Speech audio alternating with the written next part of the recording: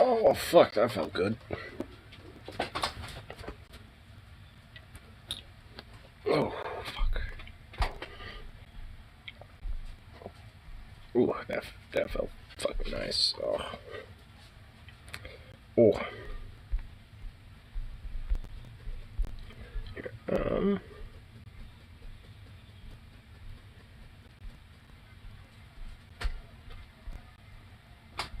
we go.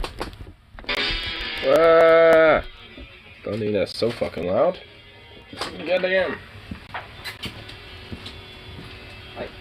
Oh my good, you. Yeah. Oh my goodness, the handsome boy.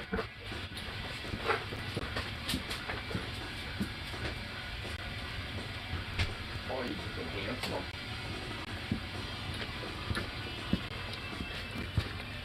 Oh, oh, oh, look at you.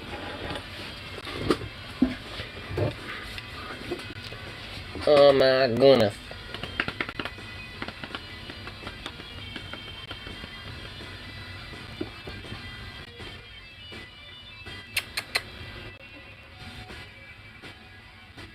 Is he gonna stare at me? Okay, I guess he's gonna stare at me.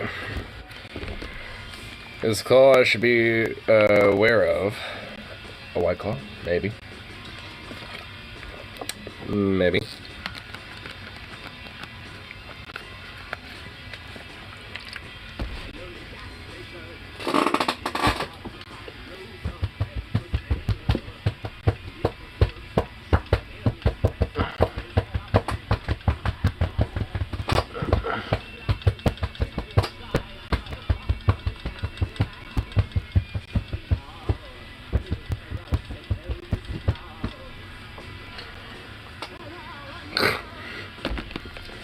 Oh, you goofy boy.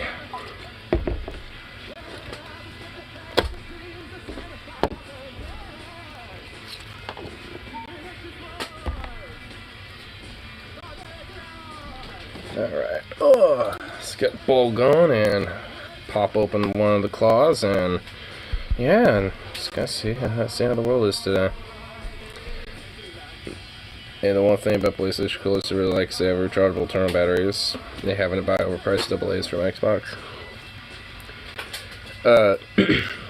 I mean, you know, they have the same thing for like the Xbox controllers where you have like those battery pack things where you can plug them in, but you could just have like a little recharging station for them, and just pop them in. So I got those, and I like those a lot. At least that's how like the old Xbox controllers are. I actually don't know if they have those for new ones.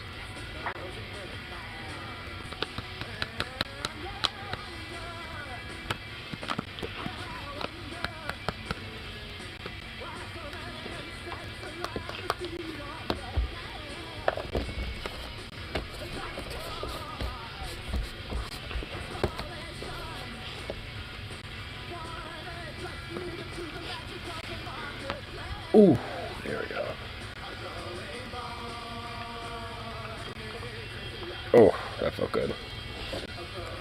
Oh, get my shell charged up here too. Don't want to forget that. There we go. Alright.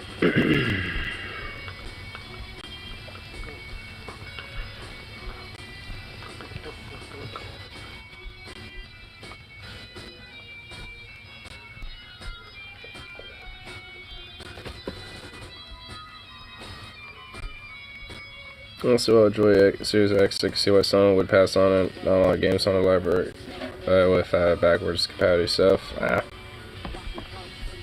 just got the one, the Xbox One, honestly.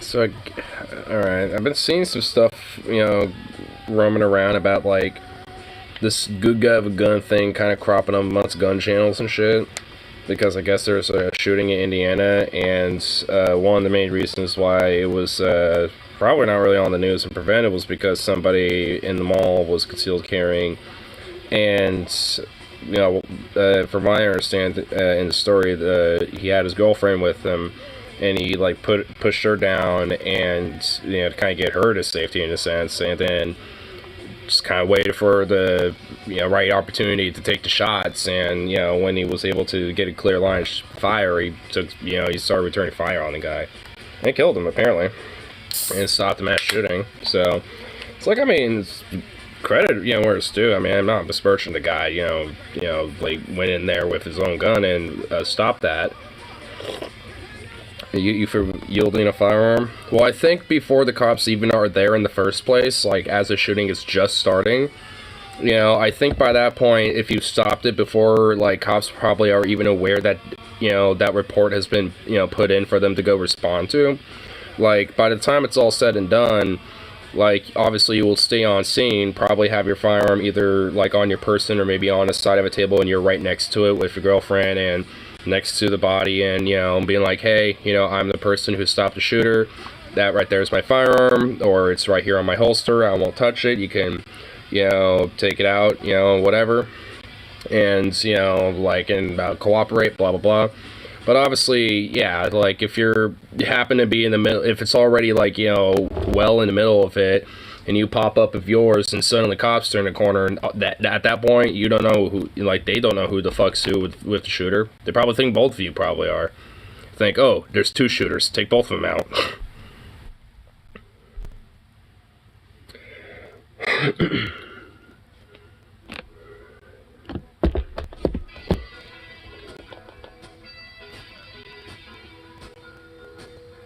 I mean, like I said, I mean, glad that, the guy was able to stop that shit, but it's just like, I love how it's like, see, you have like a rare exception case scenario where you have like a dude who very likely is a responsible, law-abiding, gun-owning type of person, and all that shit. And it's just like by sheer happenstance happened to be there when that was going on. It's just like, out of all the shootings that have been going on, how often is that motherfucker there? You know what I mean? It's like, very rarely. It's like, oh, the one time, it actually works out for people, it's like, oh, now they want to gloat about it. It's like, oh, shut up. It's like, like I said, good, like, hope he actually, gets credited, properly, and is, like, rewarded as kind of, for saving the day, basically, and all that shit, whatever the hell. I mean, I ain't gonna take that away from him, but it's just like, to use that as like a political gotcha point, it's just kind of gross.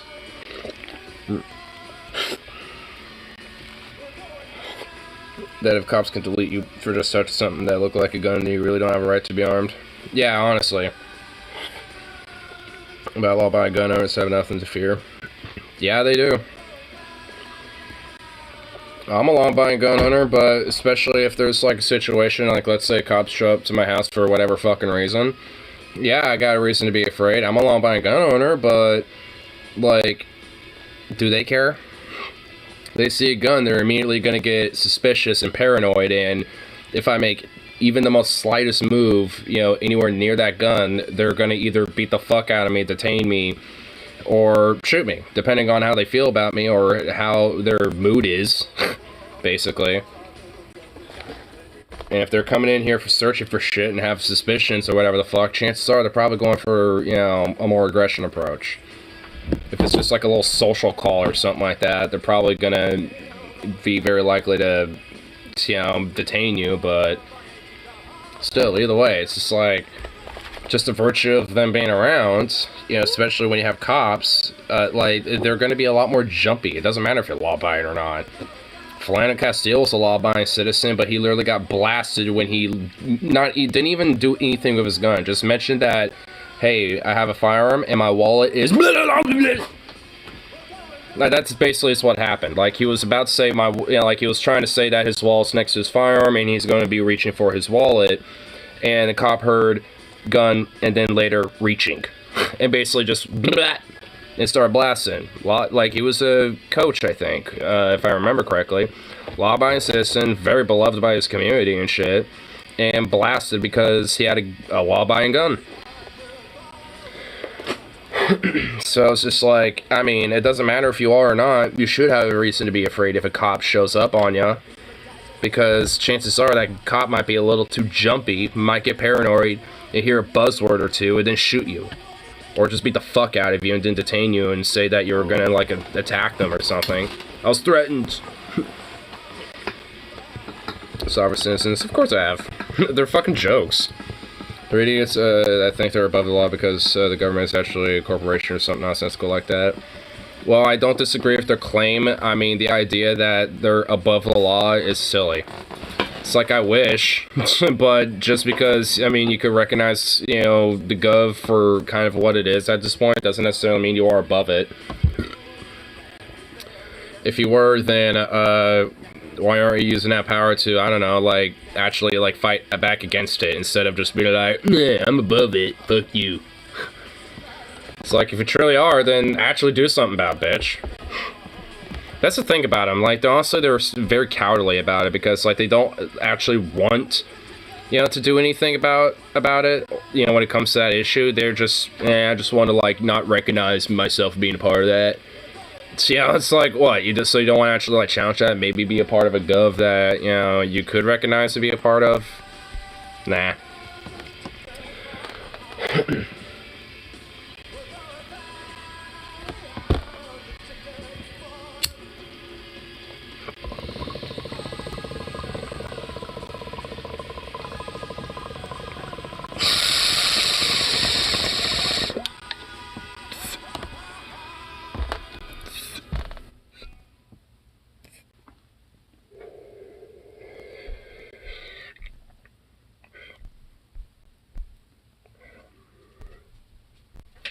This guy's rec video.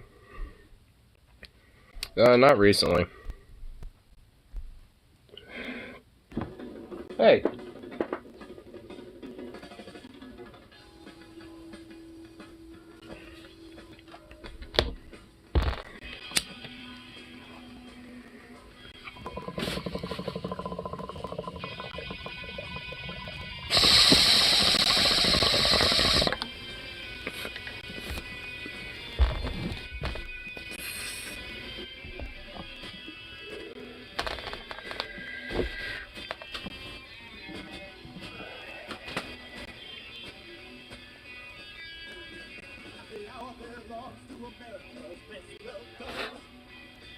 Hey.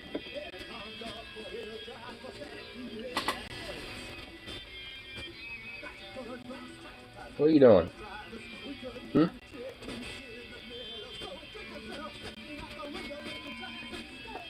Hey, stop. Hey. Hey. Stop moving.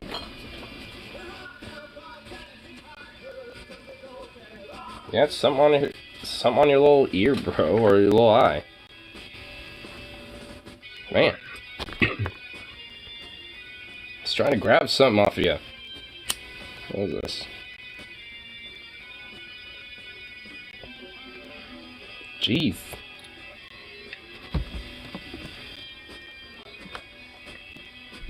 Finally did a video for the comedy friends. Oh, is that what you did?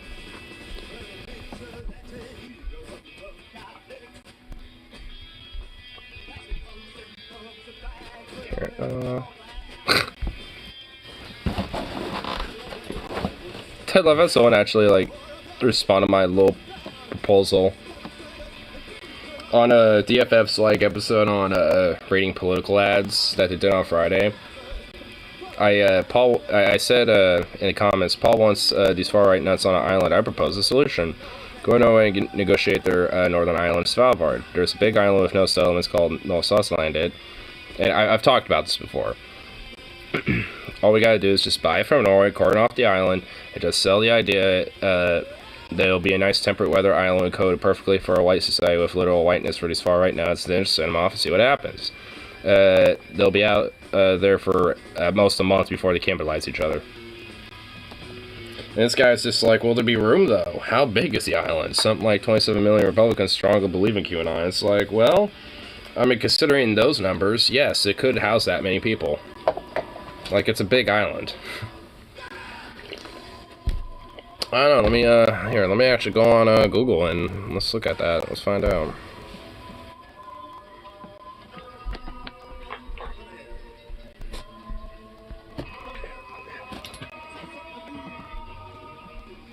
And Jan Mayen.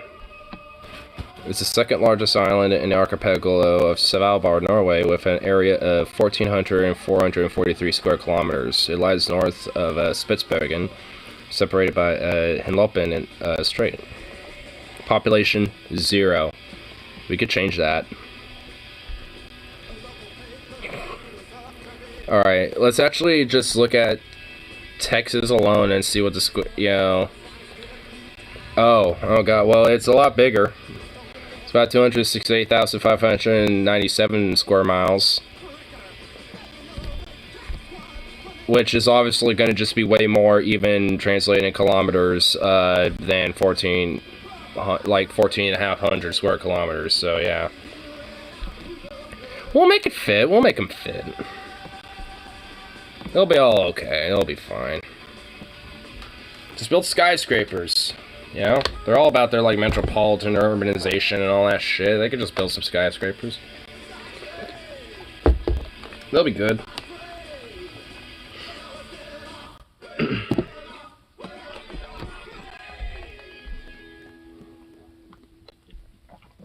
But today's a book, and how about yours? Well, I suppose there's, you know, we're getting there. I guess since you were, oh my god, it's over, like, it's about 7 minutes, oh my god. I love the sass of the narrator, Gordon's voice when she says that. Alright, fine, I'll check out the fucking thing. No, I don't want my ringtone, whatever the fuck. Goddamn pissed, whatever.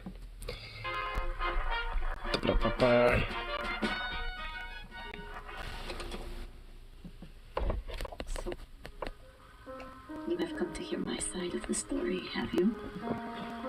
It suits you to understand both sides. I guess it's one of those little it's one of the narration bits that they do. Okay. Fill your heads with colorful lies about me, about the revolution, and his exile from France. Let me start. They say the revolution began in Shut up! Hey! But the truth is, it was born in the trenches. Hey! As the ceaseless slaughter of the Great War sanded down the will of an entire generation, despair in the trenches turned into an unbridled rage. Rage against the apparatus of state that would sacrifice so many of our brothers, husbands, comrades on the altar of their knock it off. interests. Rage because even if we were to win this war, there would only be more poverty, more misery awaiting the people of France. So when the order to die pointlessly came, the men refused. They stood their ground against the German onslaught. This, the elites called mutiny. When the workers in Paris rose in solidarity, the ruling class trembled. Only when their interests were threatened. Only then. From my understanding, like, at least to some degree, how, at least in our timeline, World War I ended was actually because there was a massive mutiny within the German sailors, within the Navy. And that kind of led to a lot of morale dropping, and if anything, also mutinies kind of spreading around as the news of that started spreading. Which kind of led to at least Germany at the time, you know, falling into more of a, you know, into kind of what this is. Kind of find it interesting how, honestly, just like, while it is an alternative timeline, it's really just like the events of our timeline just kind of flip, you know, to different countries. For peace. France lost the Great War, yes. But not because of the syndicalists. In truth, France was let down not by its own people, but by its so-called elites. The bourgeois signed for peace only when their interests were threatened by strikes, wasting the blood of the workers they had so eagerly. French army almost did a mutiny. It's probably because of the sailors in Germany that the news spread around, and if anything, French troops also probably had some sense of agreement with it and wanted to join in. Because at that point, like, the wars dragged on for so fucking long that it was becoming meaningless. I mean, it was from the start, but... Joined forces, and the people of France rose up against the corrupt elites. In our workers' revolution, we ousted the reactionary Republican scum to their hiding places in the deserts of Africa. And the revolution was won. Little did our enemies know, it was only the beginning. Like rats, the reactionaries fled France, believing our revolutionary state to be a flight of fancy. But our new proletarian federation not only endured, but thrived. From Paris, beating heart of the revolution, syndicalism spread. First to Britain, then Africa, Asia, South America. The Germans thought us weak, turning their backs on the Western Europe they considered conquered. France, they said, was diminished, contained. Then the revolution took London. The British Empire collapsed. And the Kaiser danced to our revolutionary tune. Unable to cope with their own failings, French reactionaries began spinning tales of backstabbing leftist rabble as they held on to their last vestiges of imperial rule. Every day they waste away. Every day the revolution grows stronger. Denis was not a kind man. Not before the war. And certainly not after. The man telling you about duty was a drunk who would rather spend his time with the ladies of the town than with his own wife, a newborn child. Denis, Unbased. many others, lived in the France Cringe, of my dude. their imagination. A France of old glories, old ideas. While they raved and ranted about Republican ideals, workers starved in the streets. Their France was always a house of cards, weak, corrupt, morally vacuous. You know what? Do me a favor. If you see Denis, tell him this. For what it's worth, my love, I hold no grudge towards you. I look to the future now, even as you look to the past. I can see why there's sass, because she's kind of partially talking to her husband in this. What about yours?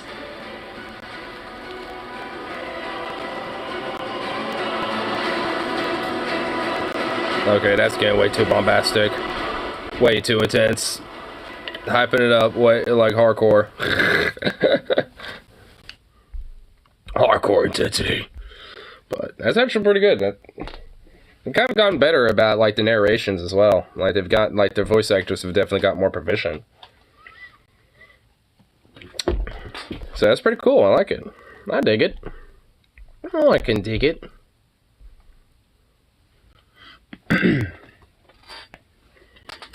Oh, well, look at her. Ah. You're a sweet boy. Ideas are well. I mean, as far as I'm concerned, any idea is worthless if it lets the workers starve. So that doesn't necessarily go to just Republican, though. I guess in that context, but especially in this context, considering they openly praise that idea and worship corporate dystopic fucking authoritarianism, hellscapeism, essentially. If that's even a philosophical thought, but it is now. So I was like, yay, and that's always fun.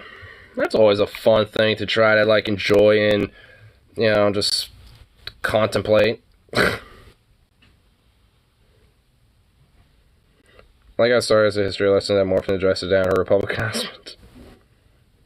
Yeah. I mean, it's a little odd for people that don't know the lore because honestly, especially considering everything, it's just like, I mean, for a lot of people that might tune into it, they'd probably be like, huh? Like, who? Why? But obviously, there's like a whole story to it. Like, I mean, you know, because these characters are meant to be basically like the kind of characters of their whole like World of Kaiserreich novel or their comic strip thing that they're doing. So, I mean, it's all based around that fundamentally.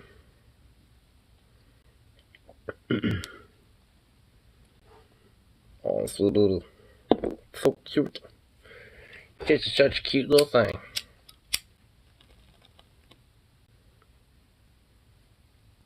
Oh, you're just so adorable. Look at her. You need to stop with this whole thing about you being cute, bro. It's gone on for way too long. Way too long. Lord knows you've been going on way too long about this nonsense too, what there, boy. Look at you. You're a nut. So, Sukov is a cute boy. He is a cute boy. But that's the problem. It's too cute for his own good. Little bastard's too cute for his own good.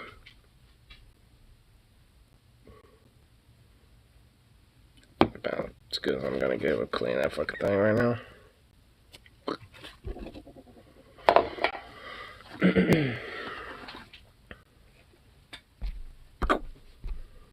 I looked it up. Apparently, weed is mildly toxic to doggos. Weed? So don't let them have any. Really? So what's like the... Huh. I honestly never knew that. I mean, honestly, he's never interested in weed anyway, so... He seems like he doesn't care.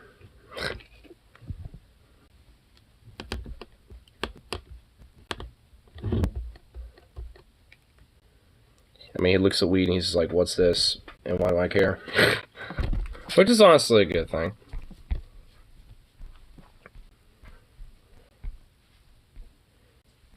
Oh my god, what a little goofball. Something to do with their systems not processing THCs the way humans do.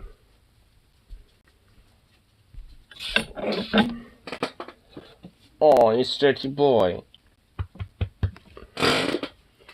I mean, I guess that would make sense considering they're canines and, you know, they aren't exactly going to be, you know, suited for dealing with such things. Where is history? Oh, they're right up here. There you go, little boy. Yeah. Look at this. Yes. Oh my goodness. Stand up. There you go.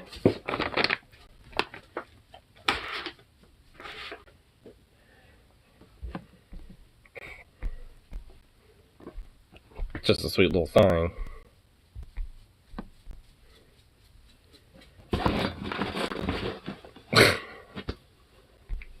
Aw. Oh, now he's just enjoying his little bone over there. Or his little braided rawhide jerky stick thing. Oh. Oh my goodness. That little sweetness.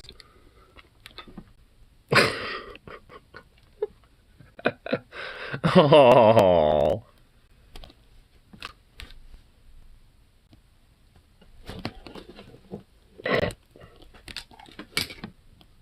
Oh, look what you did. Look what you did. Oh. That's a cute boy. Stop being so cute.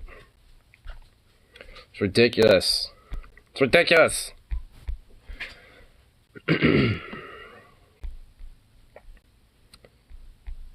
Here. I'm gonna see if there's like some random shit on the tool now. There's a random stuff of the day. Why do you know, I'm really getting sick of like literally every other thing being fucking like Red Dead shit. Kenshi multiplayer. There's actual multiplayer of Kenshi? Really? Seriously? I honestly didn't even know. That shit's actually pretty dope. There's a mod for it. Oh. I wonder, like, how glitchy it actually probably is.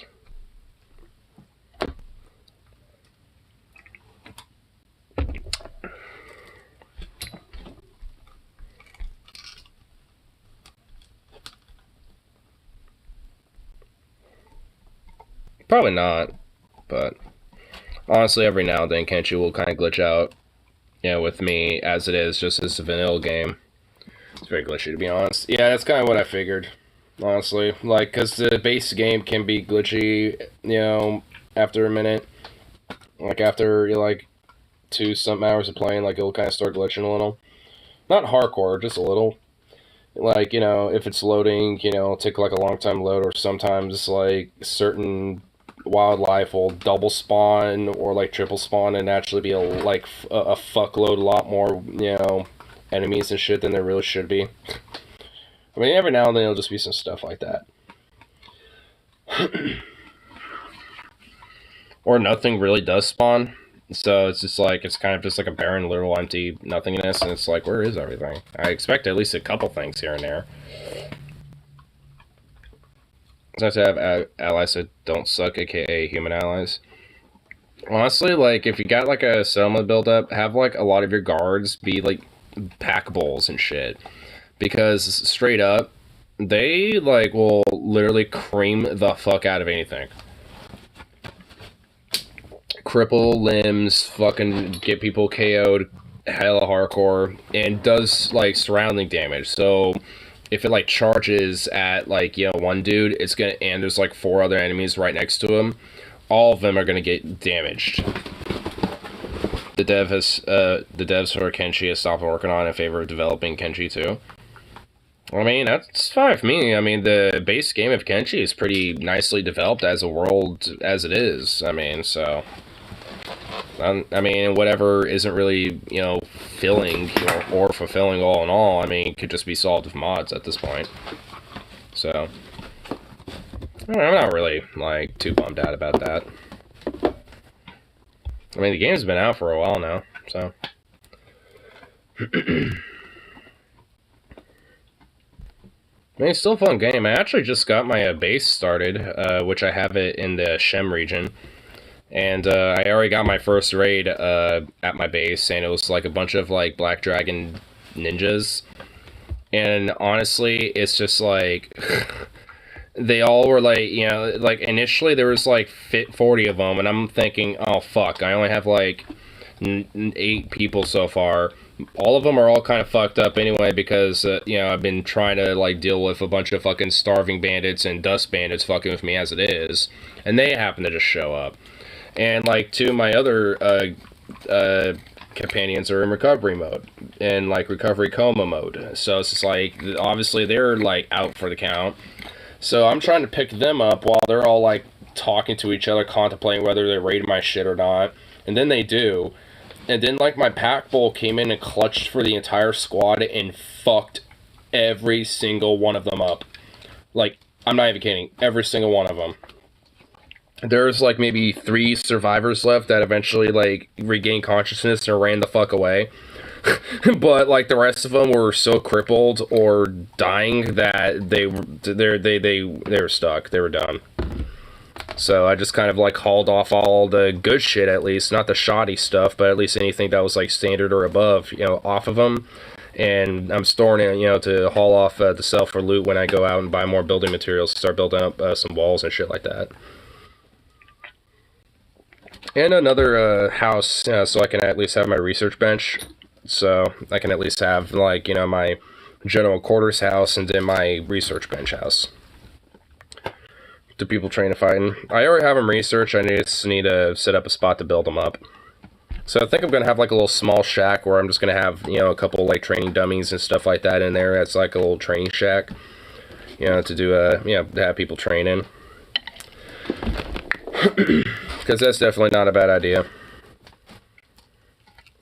But man, honestly, those pack bowls are 20 turns with your friends. I mean, next time you play the game and you do like a base building or you just have like a whole group of dudes, get pack bolts, man. I'm telling you, dude. Like, I mean, they don't do that much damage when you first get them when they're like, like early, stats. But when you build them up as they get more tougher and, and more stronger, oh my god, they're like gods, basically. I mean, they're not literally, like, they will still take, beatings and, get KO'd and shit like that.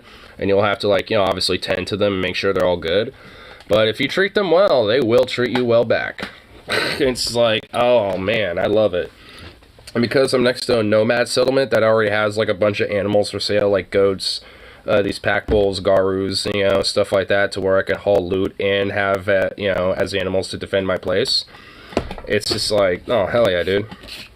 I'm basically just going to have goats and wild bulls and pack bulls be my, like, guard animals and have, like, some sheks and a few other dudes be, like, some of my guards and some sharpshooters with some turrets and stuff. And then have at least, like, a 4-man, like, caravan, to at least go, trade and haul shit.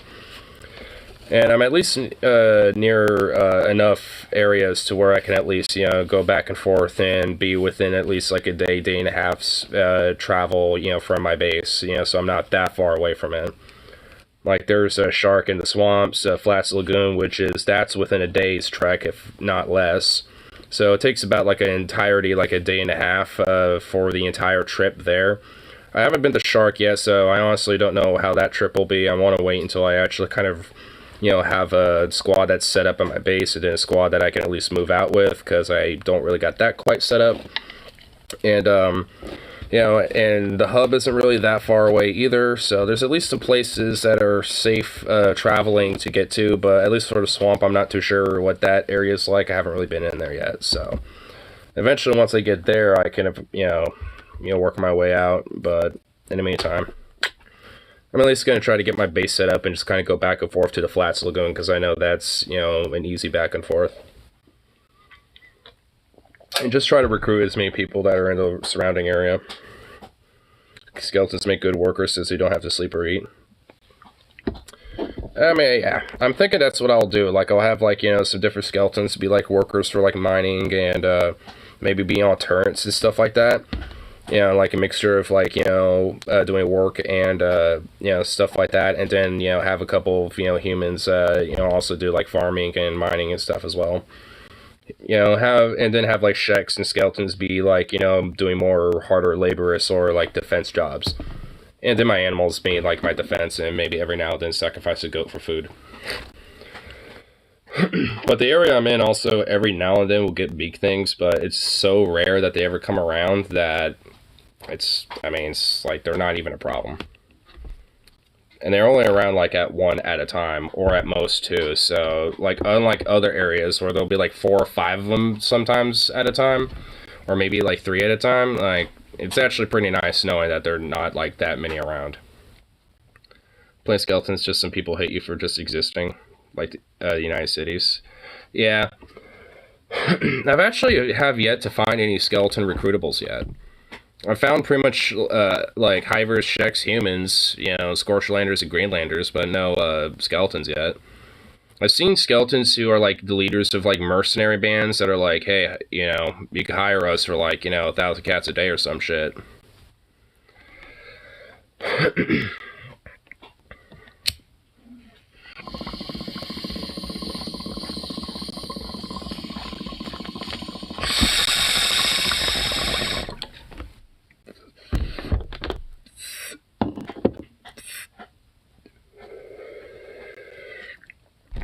My friend Ripsy hit me up.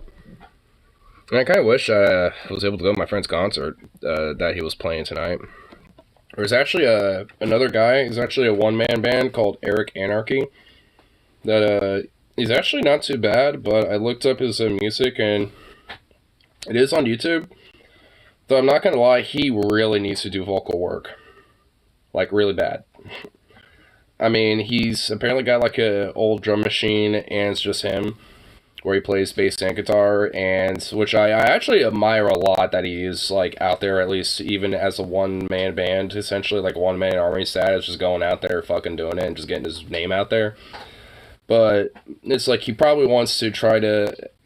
I mean, it's like he definitely needs to at least either get like a vocal coach or, refine his vocal work a little bit, or get another guitarist / vocalist or someone who could just, prioritize vocal work. Because the guy is like, he's really good with the instrumentation. Like, he's actually a really good musician, but vocalist wise, it's like, oh, you need a lot of work.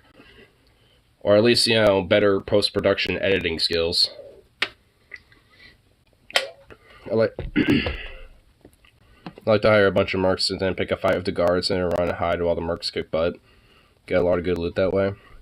Yeah, I'm going to start hiring some mercenaries from Flats Lagoon to guard my outpost, so then I could at least take a couple more of my dudes, while just leaving like some pack bowls and a couple of other people to hang out at the base and just kind of tend to it and gather things like copper and iron shit. Well, I at least have a pretty strong band to go out and, get some other people to recruit, sell off different shit that I've been collecting and all sorts of other stuff. You know what? I mean, I have my laptop right here. Hold on. Let me just try to show you my base. Because I got all my guys at it right now and everything. And, so here. I won't actually kind of go into playing it, but I'll at least show the progress of my little homestead, where everything is and all that. And honestly, because of where I'm located, there's also like that Vengi or the Venga region, which has those fucking laser beams of death.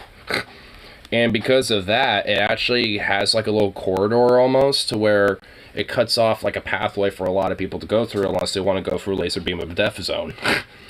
So because of that, it actually makes like essentially the only route is via like the south, which is a hiver nest. So no, that ain't gonna work. So basically, it's through like the southeast or the west or like northwest a little bit, or just straight north. So it actually, there's a few areas to where directional wise, I'm actually relatively safe. I mean, like every video I've seen about like where the best location to build a base is, no one's ever mentioned Shem in this region, and honestly, it's like it looks like a really good spot, like for like arid crops. Like it's an excellent location. There's a decent amount of copper and iron. There's water. There's stone. I mean, all the basic needs to get a good base going is there, and there's not a lot of wildlife. The worst thing is really just like dust bandits and starving bandits, and you got a nomadic settlement where you can get animals at, and you're not far away from different cities. I mean, it's a little bit of a trek, but you're not far away. I mean, it's like I said, like at most, like the farthest town that's at least, relatively accessible is like a day and a half's time. Anything beyond that, you're going to be, having a little journey for a while. And at least, especially if you're just starting base building in Kenshi, you don't want to do that. So you want to at least be somewhat close to a city. Or multiple cities. Oh, sweet. Here's my base. Hell yeah. Hiver villages are friendly and will sell you replacement limbs. No, yeah, some Hiver villages are friendly, but some are hostile. It just kind of depends on which ones you find. Anyway, but here's the base. So I got one of my guys over here mining some copper right there. So that's where some copper is. I don't have them totally built yet, but these are where I'm going to have some green fruit growing and have some farms. And this is just, basic little tent. Got 2 bowls right there. Got a little campfire there to cook food or to cook meat. A little food trough there. And this is my first house that was built up. Has some tents where everyone's kind of sleeping at the very top. Eventually I'm going to probably build a turn up here maybe, but probably not, because eventually I'm going to probably have a couple other things surrounding the area. But yeah, so I don't know why, but my medic, Saint Aramid, is just kind of chilling, taking a shit. And he's not even actually using the outhouse properly, but he's a special one. Good with, he's Ben Carson, you know what I mean? Like, he's good with, like, medical needs and surgeries and, healing you, but literally everything else is, not exactly the brightest bunch. But this is going to be where I'm going to put my research bench eventually, but obviously it's not completed yet. I still need to get some more building materials for I'm out of those. But yeah, I mean, I'm kind of thinking, you know, because of this right here, I could just kind of wall this right here and make like a little gate. Maybe like in this spot right here where it kind of is a little... Actually, you know what? I will actually make a gate probably up here, actually extend it outward and have everything kind of more spaced out. Because then I can have like a house right here, a gate here, and then a gate right over here. And then I could just keep my iron mines like right here, and where I'll set up some stone processing and mining over here. And just kind of have like, you know, walls that are kind of spread out, but keep like the actual like core goods in here, but at least like have... I mean, because with all these different little like pockets of oases, you know, all over the place, it actually makes it really easy to just kind of cordon off these areas and force people to either swim or go all the way around them. Because, you know, obviously because of these steep slopes like right here, you can't walk on this. So it makes it very hard, you know, for people to access certain spots of the base, you know, depending on how I build it up. So I also got this all completed, I believe. Is it? Yes. It's about 25% wind, so it's not the greatest spot.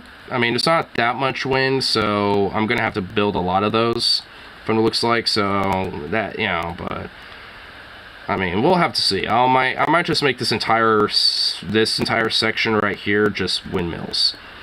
You know, so, but we'll see. I mean, so far it doesn't look like it's, you know, I mean, it's not a bad spot, really. I mean, it's definitely got some flaws, you know, from what I'm noticing. Like, you know, the wind is probably the lacking thing. But it's free energy, so having a whole bunch of these I don't think is a big deal. And at least to start building these, you know, like I said, you know, copper's right there, easily accessible. Iron is over there, just need to start getting some iron processors and shit like that going. So, I mean, it's off to a pretty decent start. Like I said, I only had one raid, and everyone's still alive. You know, so everyone's kicking.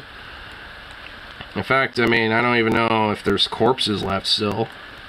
Well, there actually, there's a corpse that is apparently levitating.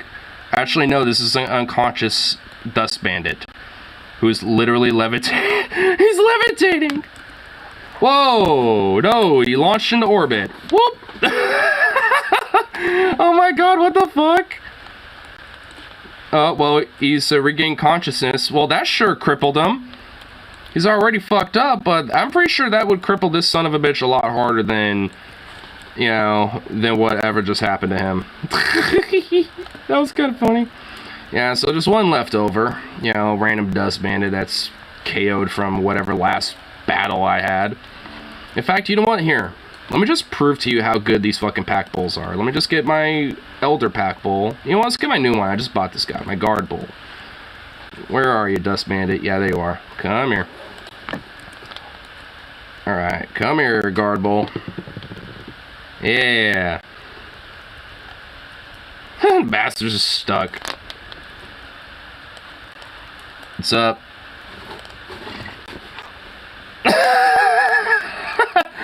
Now you're dying. See? Just boom. Boom. And you're done. See? Murked. I'm pretty sure I already looted this person as well. So I'm pretty sure there's nothing left on this guy. Actually, no. It looks like there's still loot I can get. Because that weapon is worth something. I can sell that. So. See what I mean? And that's the one I just bought. Like, that isn't, you know, one that has been beaten up or been on the travels that much. But its defense and attack is already ridiculous as it is, so. Corpses attract wildlife, you can capture people and recruit them. Really? Well, that dust bandit isn't exactly going to be recruited. If I find, like, you know, like nomads that are wounded, I can, like, capture them and maybe, you know, help them and aid them, and eventually they'll probably be cool with me. Because, I mean, every now and then I'll see nomads get attacked by bandits and shit, and they're all by themselves, and, you know, obviously I'd bring them back and help them and, you know, try to give them medical aid and stuff, because especially with the nomads being so close, it's obviously beneficial to be on the good side. Because, I mean, they're nomads. Like, I mean, what's wrong with them? Like, they're not there to harm anybody or harm you or fuck with you or nothing. They literally want to be left alone, so if you help them, I mean, you know, all good. I like to capture bandits and send them out on suicide exploration missions. Yeah. I mean, all in all, it's... I don't necessarily need to do that for myself. Just... Oh, wait. Ooh, what's this? Oh, wait, no, that's a caravan that I saw not too long ago. They're leaving now. Oh, yeah, that's right. Okay. I said, many a dumb bandit to their doom by cannibals. Nice.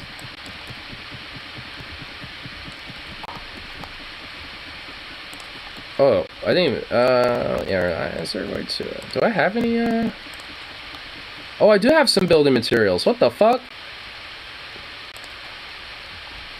Okay, well... I'm going to, get... What the hell?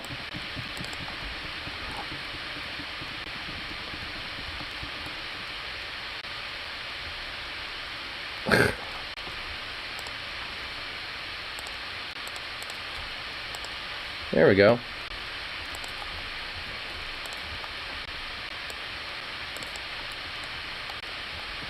How many more do I need? I got 5. Oh yeah, I'm gonna need I'm gonna need a lot. I only have 2 building materials on the house. About mercs, if they lose the fight against said guards, they'll be put in jail. I kind of figured that'd be the case. Okay.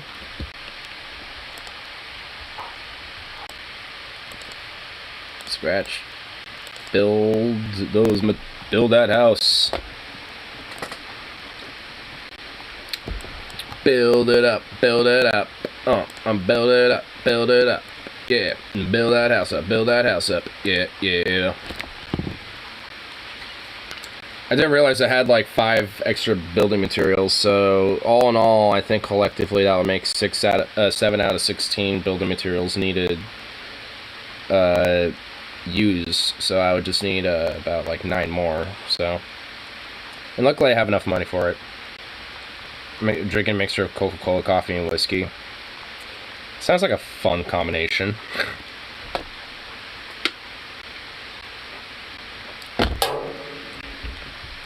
Okay. Yeah. Putot, what are you doing?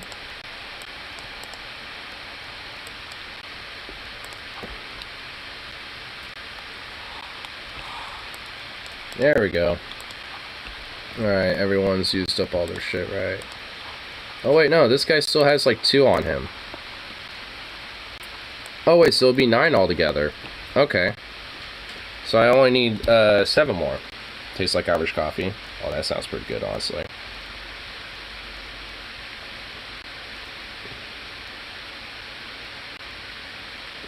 Yeah, good thing about my entire troop so far is that pretty much all of them are basically pretty well armored and pretty decently armed so far. But it's only by a little bit. Do you know what bless your heart means to others? A polite way of saying fuck you. There's also the whole see you next Tuesday meme as well. Where it's like, hey, alright, see you next Tuesday.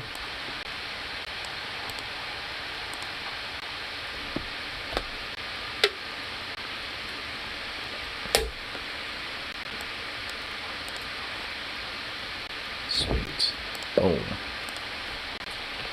Yeah, baby. Free solstice bank collected up. Yeah. I'm gathering a pretty decent amount of haul. I don't understand why America's so offended by cunt. I really don't get it either, bro. I wish I could help you with that one. Love saying cunt. I mean, it's basically like a filler word in places like in Australia. Oi, what's up, cunt?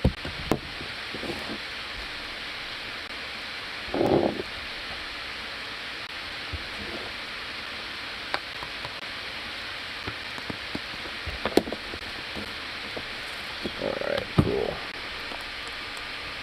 Well, this house is actually now a little over halfway done, considering its construction. So I need to take a supply trip here pretty soon. Which luckily Flats Lagoon has me hooked up with what I need. Alright, Scratch, get back into the iron mines. Get back to working over there, because you're the one that's got decent amount of shit. Yeah.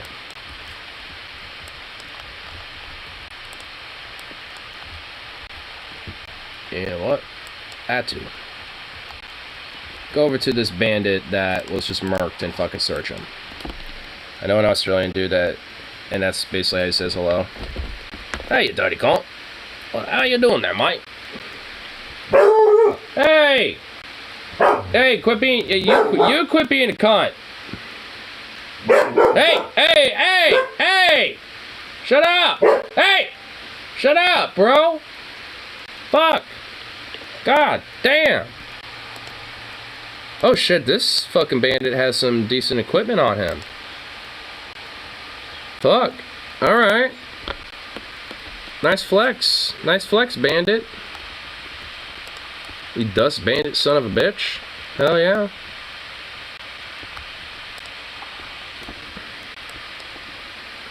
It's a good flex is what I say. Oh, I have another copper mine right here too. Nice. So I could really start oofing up myself when it comes to that shit. I think in the meantime I'm gonna had to go over here to the mine as well.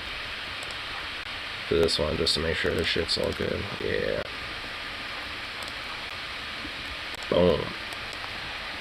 Sweet. I'll pause it here and just kind of save my game progress since, you know, not too much going on, but, you know, all in all, it's just slowly but surely building some stuff up. At this point, I just need to do a little supply run from the looks of it, so eventually I'm going to do that, but I want to kind of at least build up some of my core supplies and get just a fat haul of building materials. So, I'm thinking ooh, there's a way station right here. I forgot about this. Oh, you know what? This is an excellent location, because I could take a pit stop to the Subtle Nomads and maybe get something there. Nah, I'm a little low on money. I don't want to do that. I should load up my pack bowls, though. Might be wrong, but I believe mines have a limited amount of resources. I'm thinking that is the case because I've noticed that there is, like, condition on here. And I'm assuming that's just how long you're using it. But I mean, as far as I can see, nothing has actually depleted, at least when it comes to that. Looks like it's okay so far.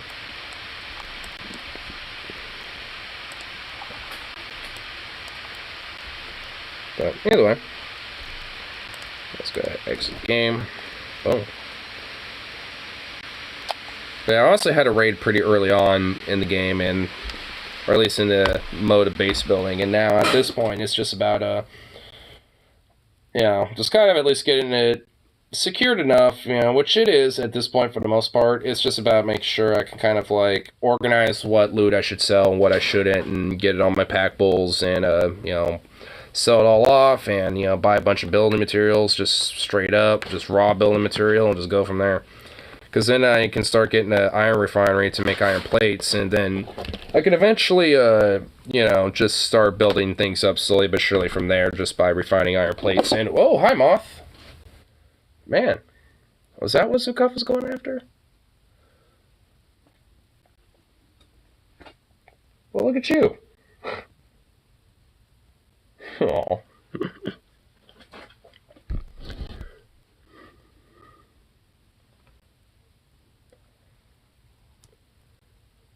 Oh, there it is. Oh, you're a fat little moth, huh? I honestly find fighting bandits to be annoying because they usually don't have good gear to sell. They don't, but all in all, I mean, it's something. At least at early in Kenshi. Yeah, I'm at the point where they at least have standard equipment, which at least can get you some decent stuff. But most bandits don't usually have that yet for me. They usually have just shoddy equipment, but every now and then I'll find some good stuff. So, I mean, even if it's shoddy, you know, well, not so much anymore, but at least early on, even if it was shoddy stuff, I'd pick it off of them. Besides, if they were unconscious anyway, or you know, or something like that, and I picked off their gear, by the time they woke up, they wouldn't have anything on them, so they'd be kind of SOL. You know, so even if they came back to fight me, if I'm still in the area, then they're just going to get fucked immediately. And, you know, if they don't, well, they're fucked anyway. So,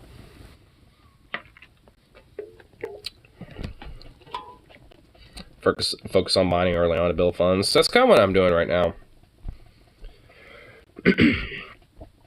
You know what, honestly, I'm going to definitely name my faction probably just broadly the Labor Syndicates or something like that. Just because of, you know, just how, at this point, a lot of it's just going to be kind of like based on raw labor is how a lot of it's gone so far. Because a lot of my, you know, before I settled, I was basically just kind of exploring, wandering the waste, being like kind of a wandering trader / scavenger, basically. But now settling, you know, as kind of a character that's wandered the wastelands for a while, and it's just like, damn, you know what? It's about time I settled, got my, you know, got strength and got some factions going, and started saying my piece. And since I'm pretty decently far away from the United Citizens or the United Cities or whatever the fuck, basically I can, you know, go far away, you know, hit some of their slave camps or slave mines and shit like that with a pretty decent raid, and not really be that, you know, close to them. So they would have to stretch a long fucking journey to get over to where I'm at. And I could prep for it. Way later, when you have a stable faction built, you can produce your own weapons and armor. I mean, I already can do that now, technically. I have some basics research into, like, you know, basic cloth manufacturing and armor and weapons manufacturing. I just, you know, obviously over time need to build that. So, all in due time.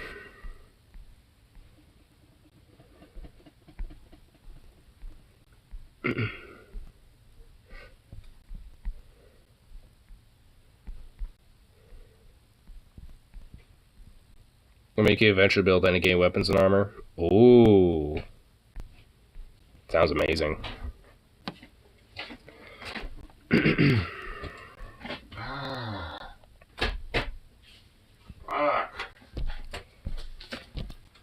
There.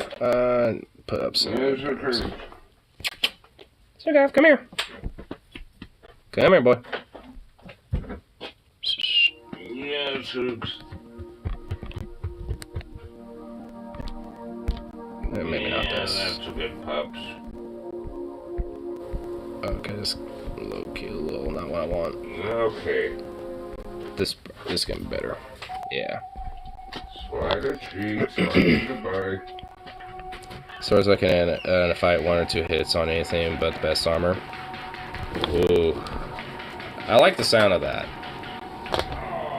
I'm hoping that I, you know, just have a case where pretty much everybody that's a part of me doesn't die at all. Because I'm trying to, at least so far, accomplish that. Where it's like no one dies. At least for like the first like 2 months of the game. Or at least like in-game months. I'm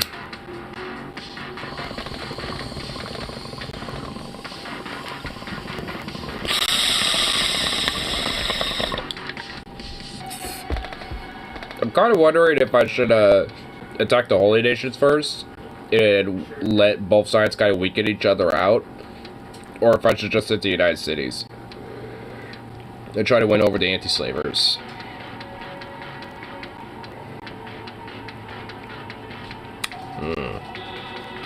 Because at this point, I'm starting to try to think long-term in my game right now. And my long-term is that I kind of want to, mainly for the theocratic xenophobia, bring down the Holy Nations, and for the slavery, bring down the United Cities. And I want to get on the anti-slavers' good side, which I'm not right now. They're not exactly friendly with me, so I need to figure that out. The Holy Nations will generally leave you alone if you leave them alone. Well, I don't really like their weird theocracy idea, so. And besides, outside of my location, like, they're pretty much got, like, some of the most fertile lands in the region and shit like that, and it's like, oh, really, huh? I'd like to set up over there, but you fucking psychopaths happen to be kind of controlling everything, and I don't want to have a holy book to deal with. What the fuck is up with you, bro? What are you getting into? We'll slave you if you commit a crime and go to jail in their cities. Yeah, you know what? The whole all right, you're making me want to hit the United Cities first. Honestly, just hearing that. Because they're basically like a feudalistic hellscape shithole. So, fuck them. As far as I'm concerned.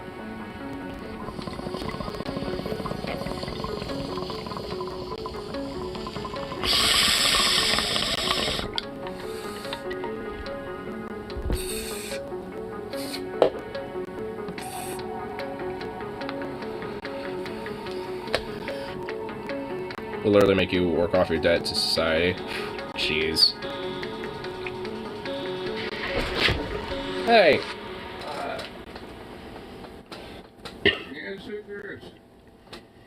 Honestly, the United States, like, you know, honestly, despite the whole problems with the Holy Nation, like, they really do kind of sound the worst.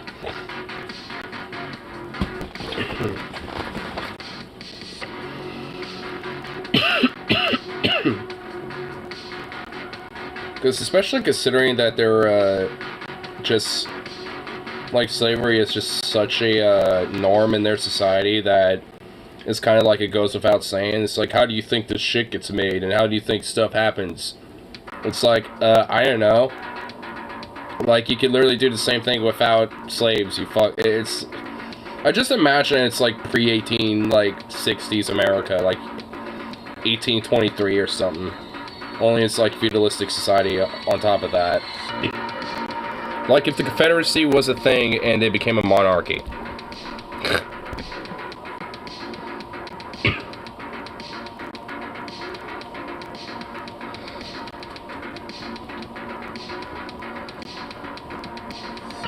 Well, I was standing bounty on it. Yeah.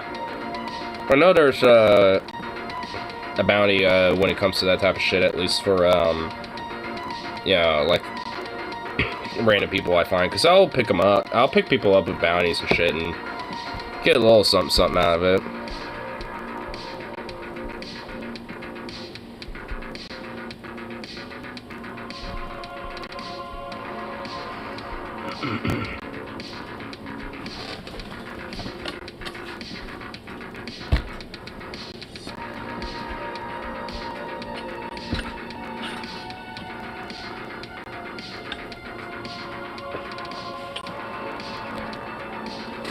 What are you doing?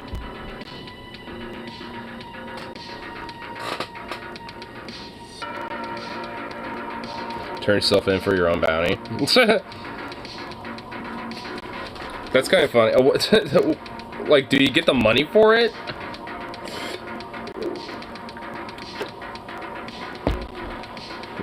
Because that'd be pretty hilarious.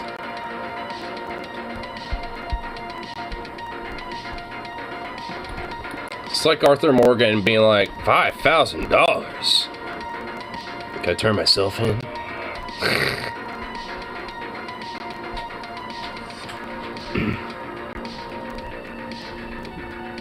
I got the money for it, Lamau. That's awesome.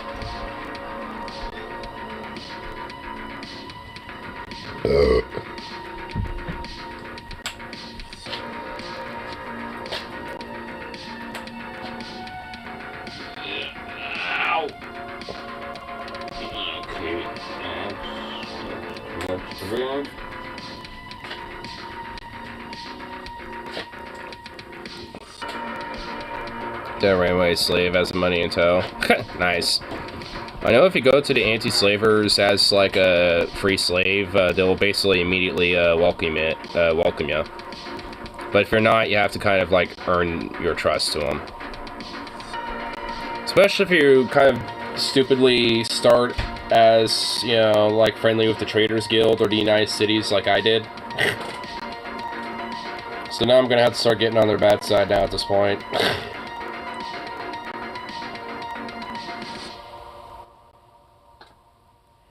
But I'm not going to worry about that quite yet. I'm going to give it some time first.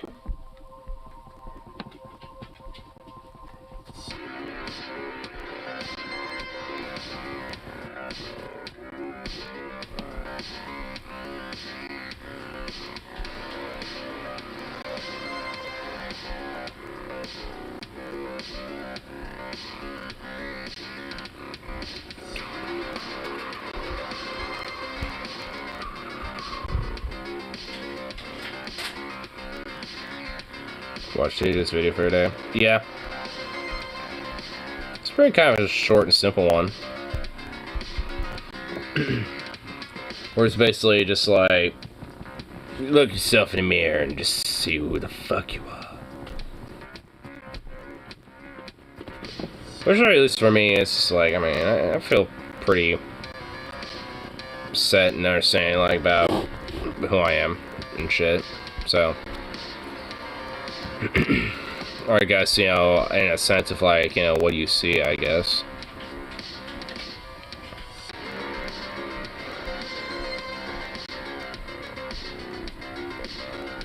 Oh, it's just sad empty void. I mean, I kind of feel like that's a little bullshit. Like, I honestly saw that comment in the unlisted video. Hey!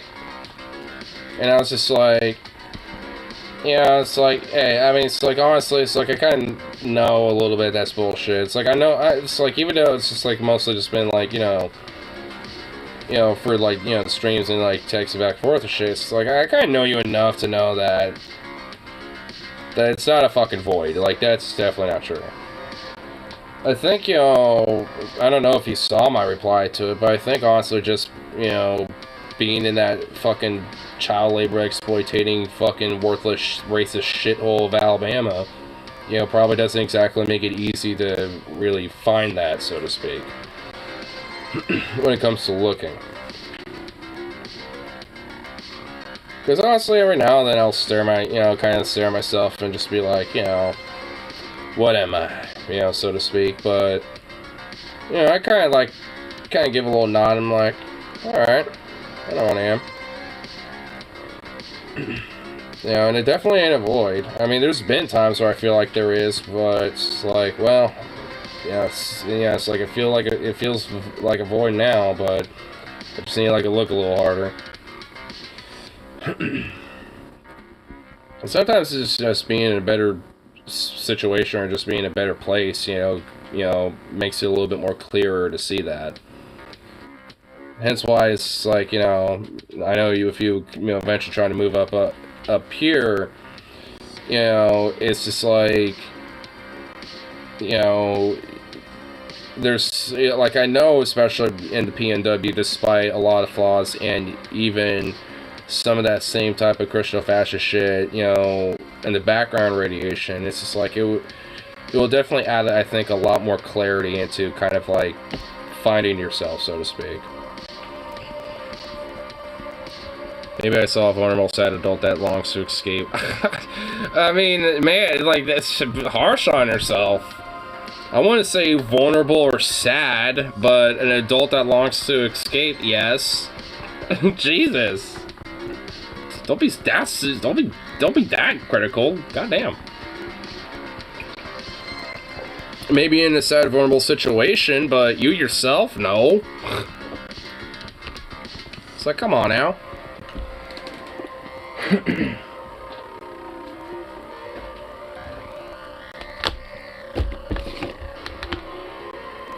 I mean, it's like, I mean, I definitely, you know, like, I've fallen for that, you know, in a lot of ways myself, where it's like, yeah, I'm kind of a sad, pitiful shitbag adult, you know, that isn't really good for blah, blah, blah, and all that. But, I mean, it's like, really, realistically, it's kind of bullshit. It's not, you know, the individual, the person themselves it's more so the situation. It's kind of a shitty fucking, you know, lame, sad, shithole situation, but you yourself isn't. You know, it kind of, you know, it definitely took a lot of, you know, time for me to kind of definitely realize that, but it's still, you know, especially if someone has to deal with depression, you know, it's a struggle for me. But these days it's a little bit easier to deal with, and it's not like, you know, I have my hiccups and shit, but still.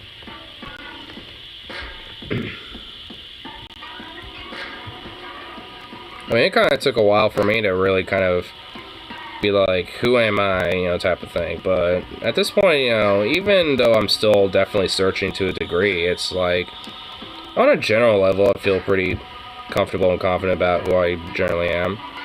It's just more or less, you know, part of that, you know, and still trying to look is also trying to be confident in that elsewhere, you know, outside of myself. It's made dead things, but it keeps me warm. Yeah.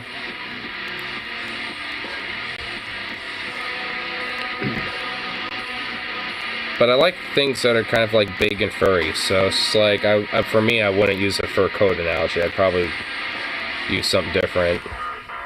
Because I like big fur coats. It's good to just kind of snuggle up to stay warm in. But depression isn't snuggly. It's cold.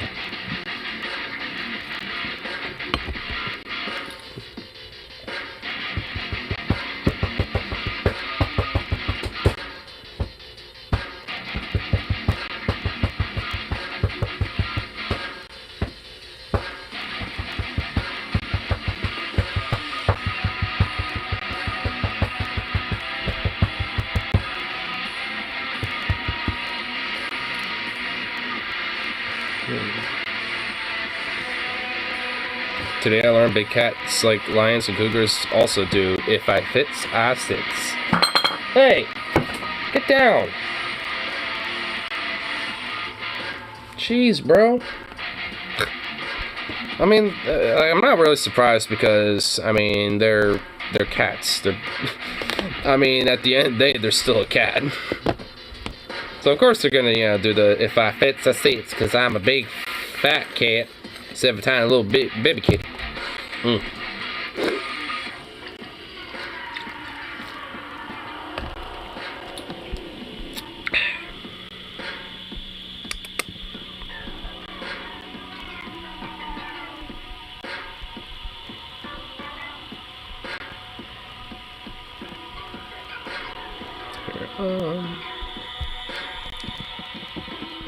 Lions are the largest cats that can still purr. I thought they were lions. Don't lions purr?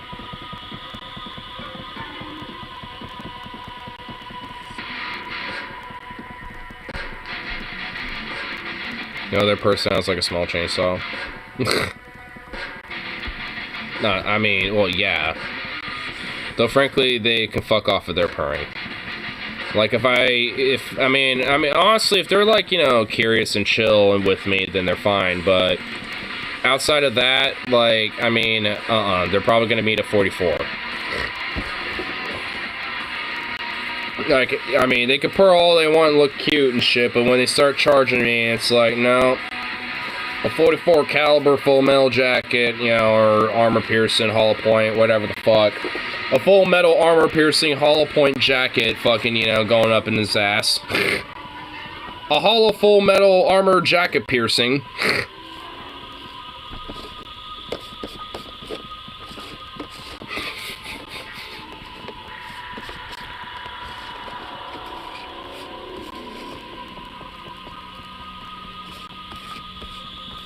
You want to hurt a kitty cat?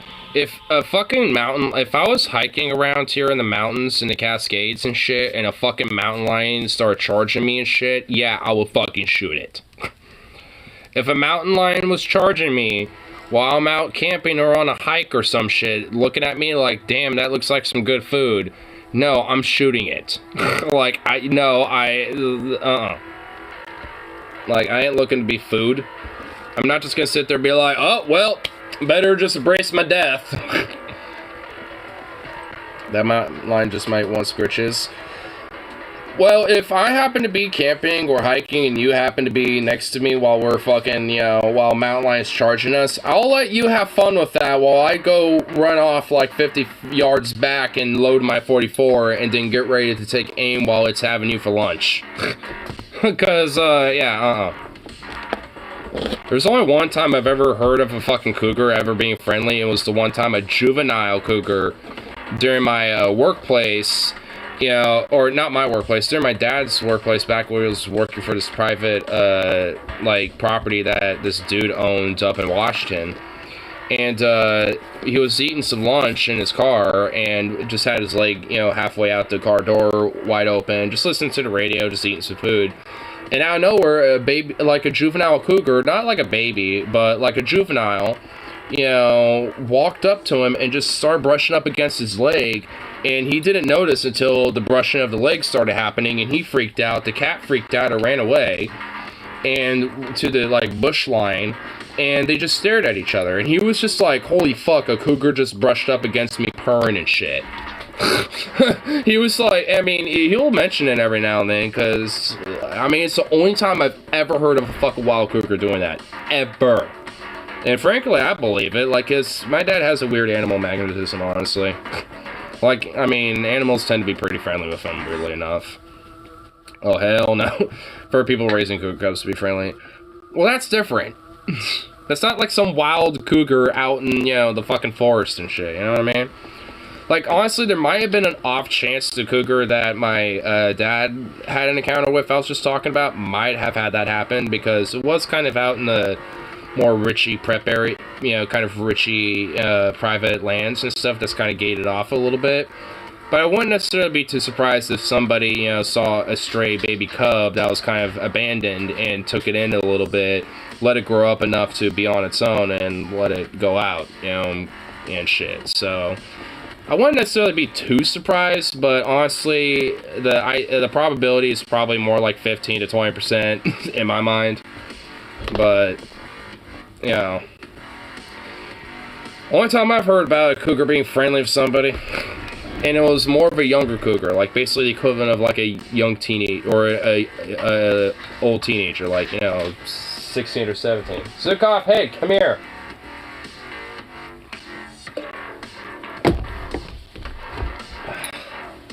I wouldn't mind having a pet cougar, but I'd be scared it would eat me in the first chance. That's why some animals are better not being pets. I would never have a cougar as a pet, even if I was in the country. Like, I know where they are. I know where they stand. Oh yeah, problem me sicking cougar. Get some like African wild dogs or something. Or just get domesticated wolves. There you go.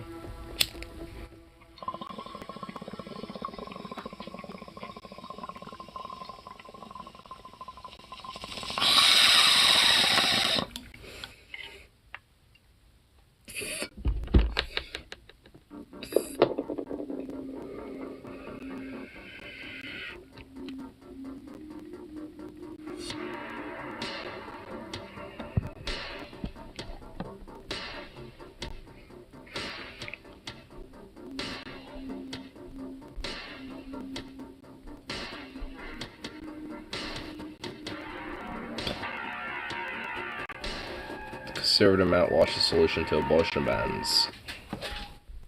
Just stop fucking.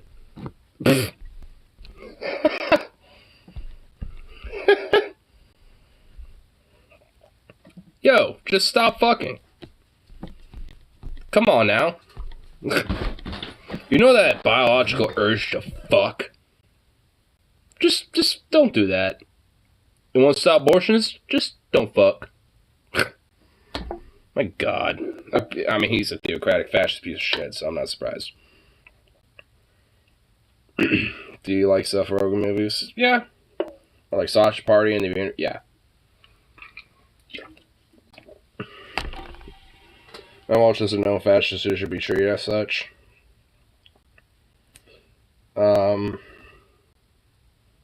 I'm just, you probably, I don't know if you know what I might be staring at, but I'm staring at a thing that, you know, I feel like, you know, deserves the treatment. Here, I can, in the background, I can make some noise. Maybe like that, you know, these noises. Those type of noises, you know? By that, I mean, what's, hey.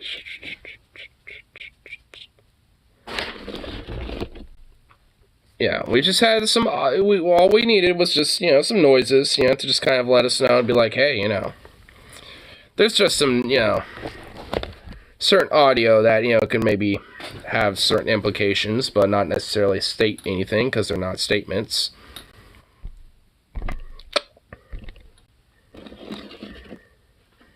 Especially when it's off camera and you can't see it. Like, how do you know what the fuck it is? Not in a position. That was my drill. You know, I have a drill over there. Or you feel like you're able to, you should conceive a child. if conceiving a child would be disastrous for you, you believe, then do not participate in activities that literally billions of times in the past have resulted in the conception of a child.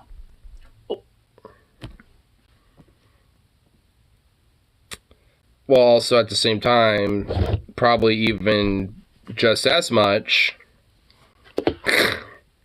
you know, just as many, if not honestly more times, have not, you know, conceived of a child. Because honestly, when it comes to sex, like, there's, you know, even heterosexual, like, vaginal sex and shit, like, I mean, there's plenty of times where there's no pregnancy that happens, and there's also plenty of times where there's actually herbal remedies for abortions and shit that have been known to humanity since, like, time immemorial, basically. And have practiced for quite a long time, even in Western societies. I mean, hell, there's been plenty of Western societies even that will partake in a lot of homosexual sex, like in Rome and in Greece.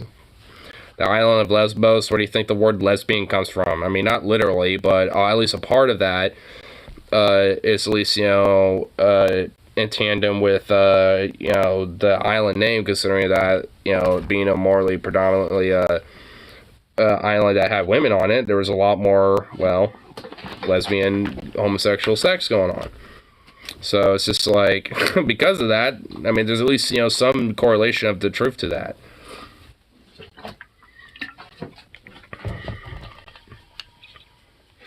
Didn't end over the birth and Sean.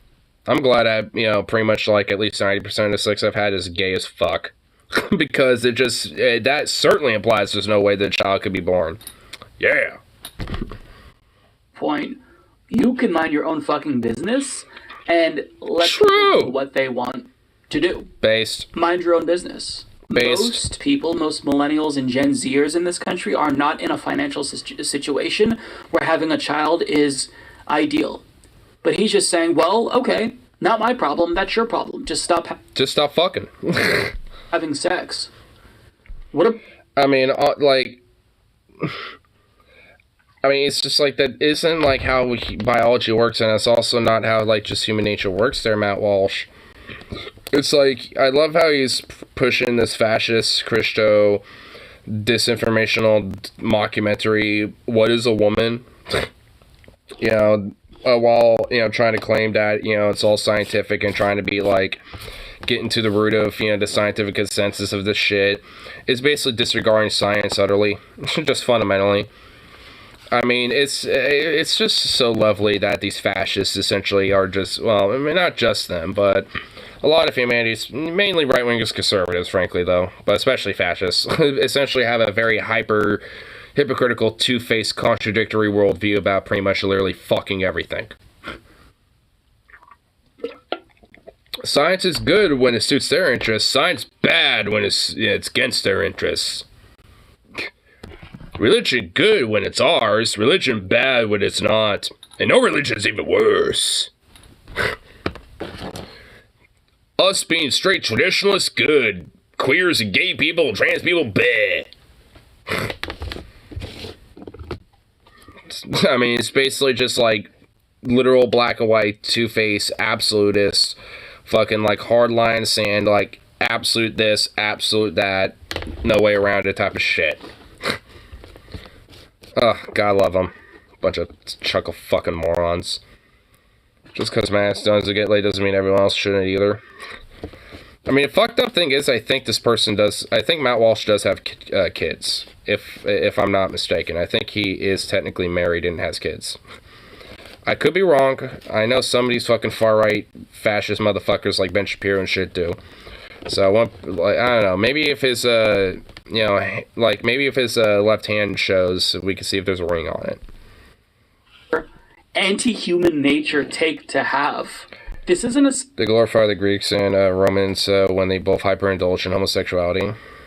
Not just that, but there was also, and there's even, like, carvings in different buildings that are left today where it also shows that they also indulged in things like bestiality and shit like that. Like, they were, like, very promiscuous and pretty fucking perverted people. I mean, we still are. Like, we're, you know, as a species, pretty fucking horny and perverted and promiscuous as shit. So it's just like, I mean, back in those societies, there were, if anything, more or less, you know, a very, you know, very well kind of a typical norm. And if anything, there was rituals that encouraged that shit. So it's just like, I mean, you know, it's so weird how they will also, like, hyper, you know, glorify traditionalism and Western civilization, but yet so much of it was founded on the same degeneracy that they fucking cry about. Spartans used to butt bang each other before battle to hype each other up. Well, not just that, but I also think there's, well, actually, I think there is a little bit of, not like full-on misinformation, but not a totally accurate. From my understand, the soldiers of Thebes, I believe, or Thebos, I believe. I forgot, or Thebos. I forgot the exact name, but the ones that actually crushed the Spartans and destroyed what was left of the city-state of Sparta, they were, a lot of them actually parts of, I honestly thinking about it, I'm pretty sure the Spartans did too, but a lot of what these guys did were basically like, yeah, we would, you know, legitimately, like, not just have, you know, homosexual sex, but actually have gay relationships, and, like, you know, have husband and husband relationships with, or, you know, with fellow soldiers in battle. Because that whole, like, brotherhood bond of, like, you know, I will fight, you know, to the death to, you know, defend my fellow man type of shit was just that much stronger. Because if you saw your partner on the ground about to get, like, a fucking spear in the face, you know, or some shit, then you're gonna run there twice as hard to fucking save his ass, versus just some random guy that was, like, a conscript that, you know, was just picked up from the farm or some shit, you know what I mean? So it's just like, it makes sense, but, you know, it's, you know, because a lot of it was, you know, well, you know, about that, like, you know, kinship and brotherhood and, you know, a lot of that type of culture and of masculinity, but a lot of it was very homosexualized too. I mean, but they will never mention that shit, though. They will never mention that type of shit. If anything, they'll say that's all degeneracy, even though, like, a lot of their Western civilization tropes that they want to fucking prop up so much are actually taken out because of that shit. And for good reasons. Why they cry about it so fucking much. Because it's that more liberating and more just generally libertine to the individual with these ideas and culture in mind for a society versus a more hyper-stringent, traditionalist, puritanical one. Odd how that works out. This is stupid. And I'm sorry, you don't get to tell women what they should or shouldn't do. And if women want to have sex, that's part of life. Just because you're not having sex doesn't mean that other people don't want to have sex. But this is absurd. I mean, sex is a part of life. Another thing I read is Spartans would have their wives shave their heads to be more masculine after they return home.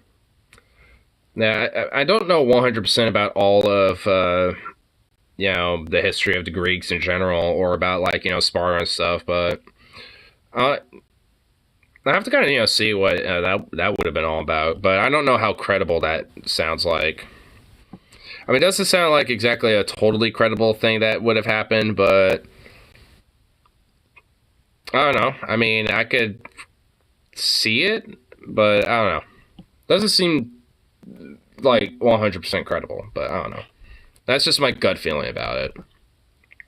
Give themselves pleasure and find some sort of joy out of this short existence, but he's telling people, oh, too bad. You know, you don't get to just have an abortion, use that as a form of birth control. And for this individual, somebody who is as extreme as Matt Walsh, he probably wouldn't even support contraception. I haven't heard him speak on this, but... He doesn't.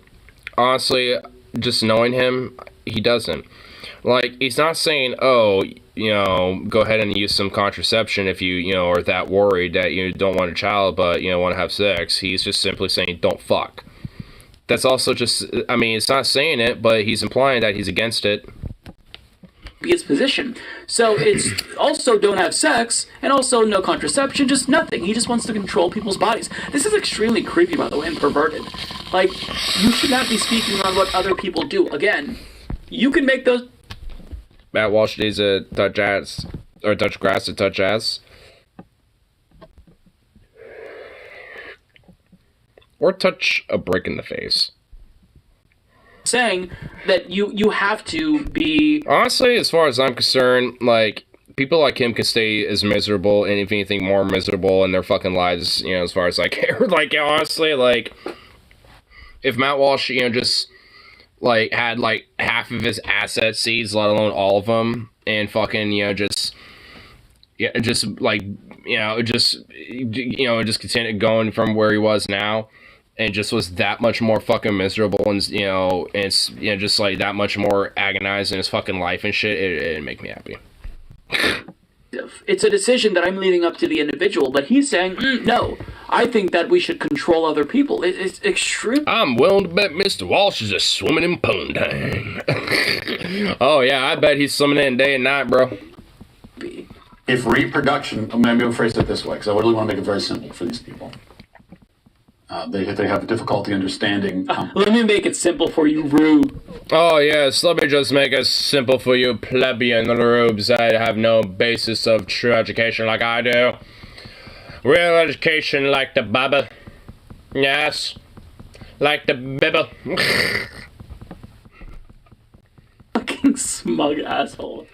Smug fucking piece of shit. They dumb it down. Honestly, considering that we kind of see Mike Figueredo and Matt Walsh side by side, isn't Matt Walsh just like a weird, like, basically, like, you know, in Star Trek there's the mirror universe, like, with the Terran Empire instead of the Federation and shit, where it's basically just the Federation, but they're just like a fascist empire instead. Like, I mean, this is basically just that right here. Like, you got, like, you know, Mike Figueredo being, like, you know, Star Trek, you know, red shirt, because, you know, he's wearing a red shirt, so that's the first thing going in my head. And then you got, like, the Terran Empire Mike Figueredo, who's just, like, the fascist red shirt version of his ass. Like, because he also, conveniently, is wearing a different red shirt, but a very maroon red shirt. In the mirror universe, the Roman Empire never fell. Well, I mean, realistically, I mean, the Roman Empire, while split in two, could have potentially have shrugged on further if, you know, different events and different political circumstances didn't happen. But obviously, you know, it's just like that wasn't the case. But I guess technically, I mean, with the Eastern Roman Empire, I mean, that lasted way longer than the Western Roman Empire. So I guess depending on how you look at it, technically, I mean, whichever type of Roman Empire you're looking at, I mean, depending on how events turned out, yeah. I mean, either way, it could have worked. And, like, there could have been realistic possibilities to where one of them could have sustained themselves. Or maybe even if it was a temporary fall, could have, you know, re-arisen in a sense. I mean, as much of a clusterfuck. Basically, now I'm kind of thinking about it, Benito Mussolini was kind of like the Trump of Italy. Because he was, like, an idiot. A fucking moron, like just straight up a moron who didn't really have any real understanding of, like, you know, like, political, you know, like, cutthroatness outside of just, like, yeah, I'm just gonna basically take out my fucking enemies, you know, like a mafioso mob boss, and just fucking, you know, just get power that way. And if it had, like, real no understanding about how foreign policy was, and it was just like, yeah, just put a bunch of fucking troops there and it'll work itself out. You know, and all that. Like, it wasn't exactly, like, he really kind of was, honestly. Mussolini was straight up like a fucking idiot. A very, maybe it's just because I'm seeing the parallels, but Mussolini had a very, like, Trumpian, well, I guess it's more like Trump has a very Mussolini or Benitian, like, demeanor about himself, now that I'm kind of thinking about it. He was kicked out of party for being pro-war in World War I.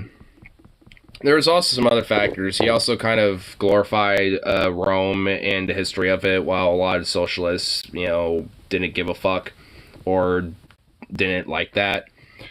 But it was mostly because they didn't prioritize that nor gave a shit about it. They're like, who gives a fuck? This is history. Like, we're looking about the now, bitch. He's like, out there with you, mamma mia. We shall re-glorify us into the proper Roman Empire. Fuck all of you.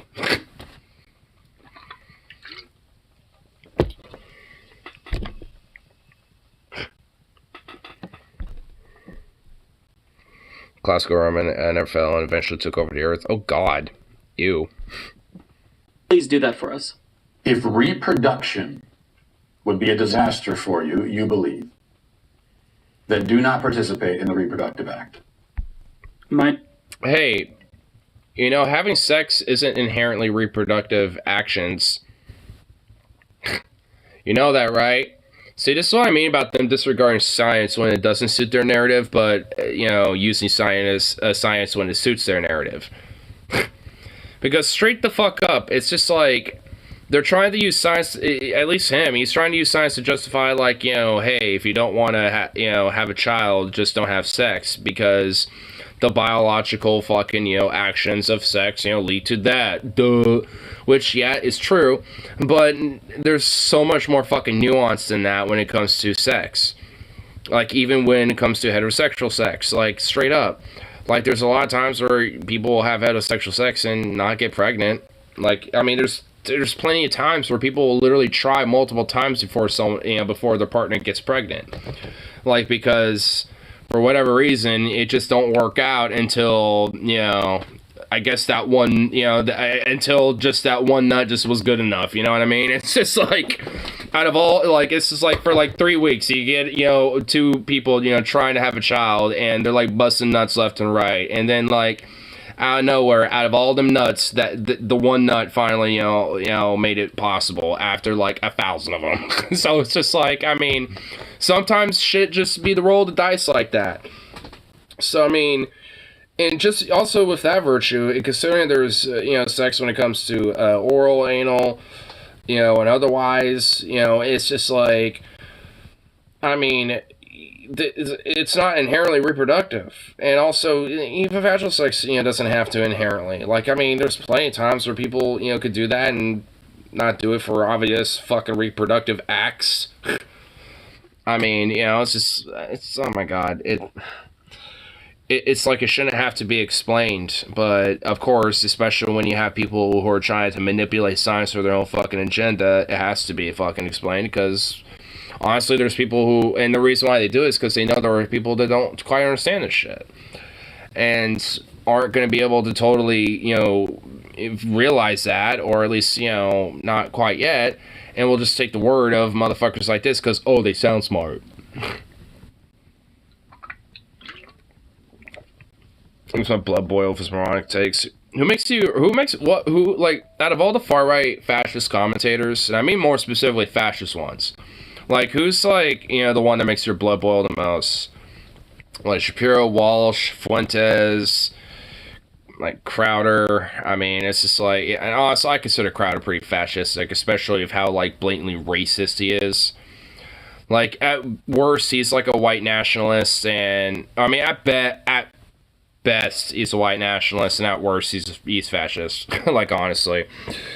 I mean, but Fuentes has the worst takes. Yeah. I didn't say the worst takes, though. I said, like, makes your blood boil the most. Like, I mean, yeah, Fuentes has the worst takes, for sure. At least for me, he doesn't really necessarily make my blood boil, though. Because he's too much of a fucking booger-eating, like, I mean, and not in the homophobic way, but literally a booger-eating, insecure little fucking sad bitch boy faggot. Because that's what he is. Like, he's a little fucking insecure, booger-eating Nazi faggot. That's what, like, that's exactly who the fuck he is, and I have no problem calling him that.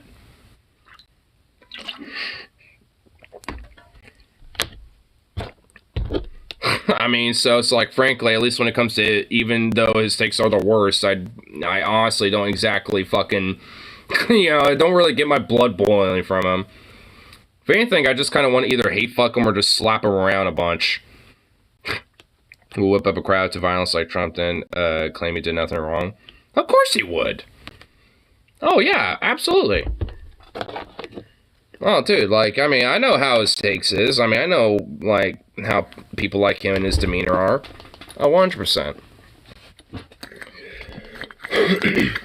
I mean, yeah, it's like it's like I know about his takes and, and all that shit. But like I said, it's like when it comes to blood boiling, though, at least for me, that's quite take to take. I think for me, it's probably Ben Shapiro, because especially considering he's Jewish, he ought to fucking know better.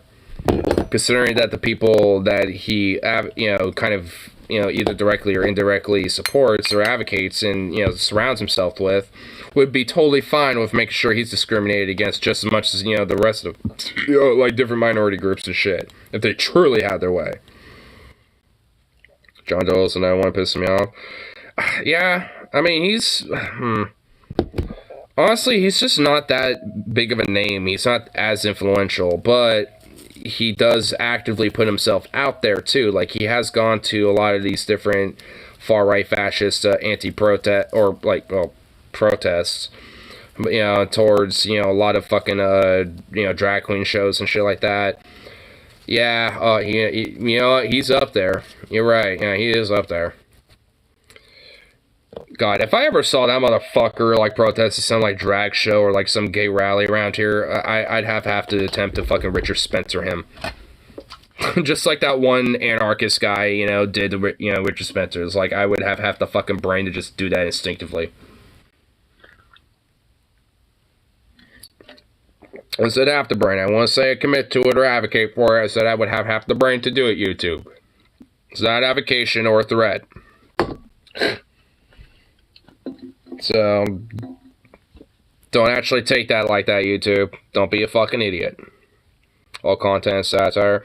I wasn't saying nothing that was, directly advocating anything. I said if I had half the mind, so it's like, I'm saying I'm not going to do it. But, it's like, if my other half of my brain telling me not, wasn't there, then I would. But,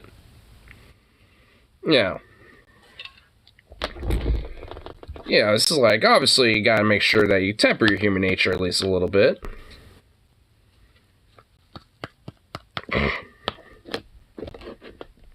But, if anything, I would probably say that far more for people like him, more so than me. Because I'm pretty sure my nature is pretty tempered. These people are trying to suppress it. Tempering it and, understanding it and, like, working with it is one thing, but trying to bottle it up and suppress it because you're afraid of it, well, that's just one thing differently. That's just, frankly, just such a sad, pitiful thing. Dave Rubin also noticed me for the same reason.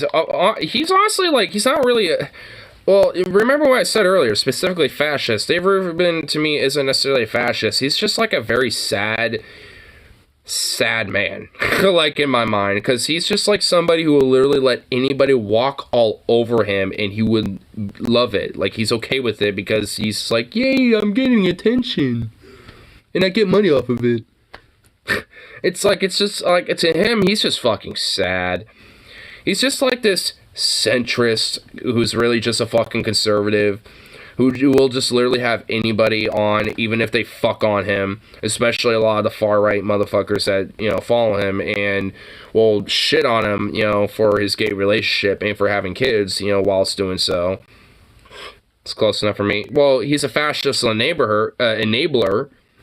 Like, yes, he enables it. Like I said, he will literally let anyone, including fascists, walk all over him as long as it gives him attention, and hopefully maybe some of them will listen to him and maybe give him some money or something. Because he's a grifter. But a horrible, sad, pathetic one at that. Like, he's just like... I mean, he's like one of the few out there that I actually legit kind of feel bad for. I don't feel bad for John Doyle. I don't feel bad for Nick Fuentes. I don't feel bad for Matt Wall. I don't feel bad for any of them. Dave Rubin, though, I kind of do feel bad because it's like he literally just abuses himself.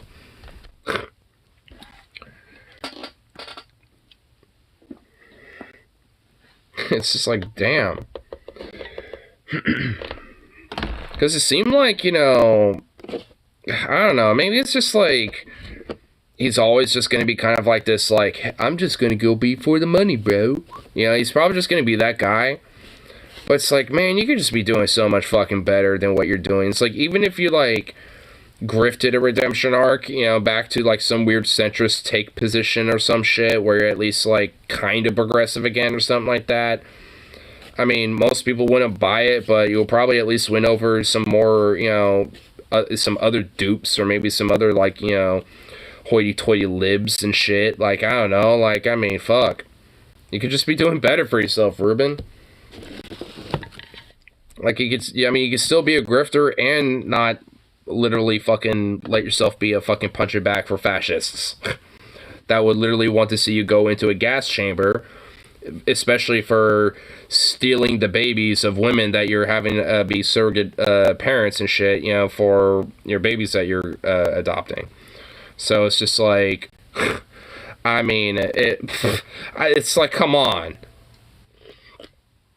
And of Glenn Greenwald too. Like, I don't know what it's like. I mean, I feel very bad for because he's fucking fallen, dude. He was someone I actually legit respected, but now he's just like fallen, just like basically just going with like different right wing tropes and bullshit. It's like, is living in Brazil and has Bolsonaro gotten to him or something? It's like, I mean, is he just saying this shit just so he hopes he doesn't get assassinated by like Bolsonaro's goons or something like that? Like, I mean, what the fuck? Like, what is up with him, dude? Like, what is up with Glenn Greenwald, man? Like, he's fallen off. And I think, honestly, living in Brazil has kind of really done a number on him, probably, because of that. And especially for being gay. Like, I think he's trying... A part of me thinks he's literally trying anything to not get himself killed, considering how Bolsonaro views homosexuals in that country. Because if I understand correctly, I think his husband is actually like a member of the Brazilian government. So it's like he actually, like, I mean, so if anything, Bolsonaro is aware of who he is. So he's probably, I don't know what the fuck is up with him, man. I really don't know. I wonder if like fucking Bolsonaro like bribed him or some shit, or like blackmailed him, being like, if you don't want to die, you're gonna fucking, you know, basically start doing right-wing grifting and shit, and you're gonna like it, or you're bye-bye. Like, I wonder if that's what happened or some shit. It's, man, I don't know. I don't know what's up with him, but without necessarily getting, or at least sounding conspiratorial, I guess, but it's just like, he's fucking fallen. Because, I mean, especially being, like, the founder of The Intercept, and at least for a while, you know, being legitimately pretty good, fucking, like, you know, leftist voice, you know, for a while, it's just like, what the fuck happened, bro?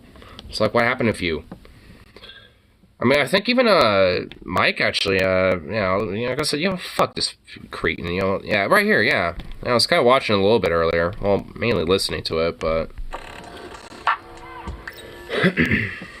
I've got to talk about the Republicans who... You know what, here, let's just kind of skip the Rave Dubin part, because I already went on my rant about him. I don't need to go over it twice. I don't need to go over my feelings about him twice. Alright, let's kind of go right here. I think this is Glenn Greenwald, right? Maybe not. In 2015, Florida banned adoptions by same-sex couples. The bill in the lower house to rescind that ban was sponsored by the state rep Matt Gaetz. It was passed the Senate only because he is convinced his father, a proud GOP senator, that the ban was wrong. Oh, damn. So I guess there almost was a bill, you know, to ban, you know, adoption for same-sex couples and shit, which is fucking... just sounds like some Christo-fascist barbarism as far as I'm concerned. Because, like, that does more disservice to the children more than anybody else, fundamentally. I mean, it does, you know, to the, you know, queer couples that want to adopt children, especially same-sex couples, but, I mean, for a party that is so about the children, wouldn't you think that, you know, a stable, even if it's a same-sex couple, a stable household and a stable couple, you know, adopting a child, you know, is better than not? Again, especially if the emphasis of them being, you know, same-sex couple or not, it's like, hey, if they're in a stable household, able to, you know, raise a child and shit, then it's like, oh no, nope, that's a bad thing, because they might, you know, attract the gay in them. That might be groomed to become one with the gay. Back against this woke, dumb ideology, because Ron DeSantis is leading the fight, and no more genderless whack jobs. When you're part of that, buddy, you're part of that. You sons of bitches. Now, speaking of gay conservatives... Up yours, woke moralists. We'll see who cancels who. I've got to give a shout out to Glenn Greenwald for just... You sons of bitches. I don't know if they award gold medals for mental gymnastics, but if they did, Glenn Greenwald should be awarded the highest honor there, because goddamn, the lengths that he goes to defend Republicans is... Wait, hold on. So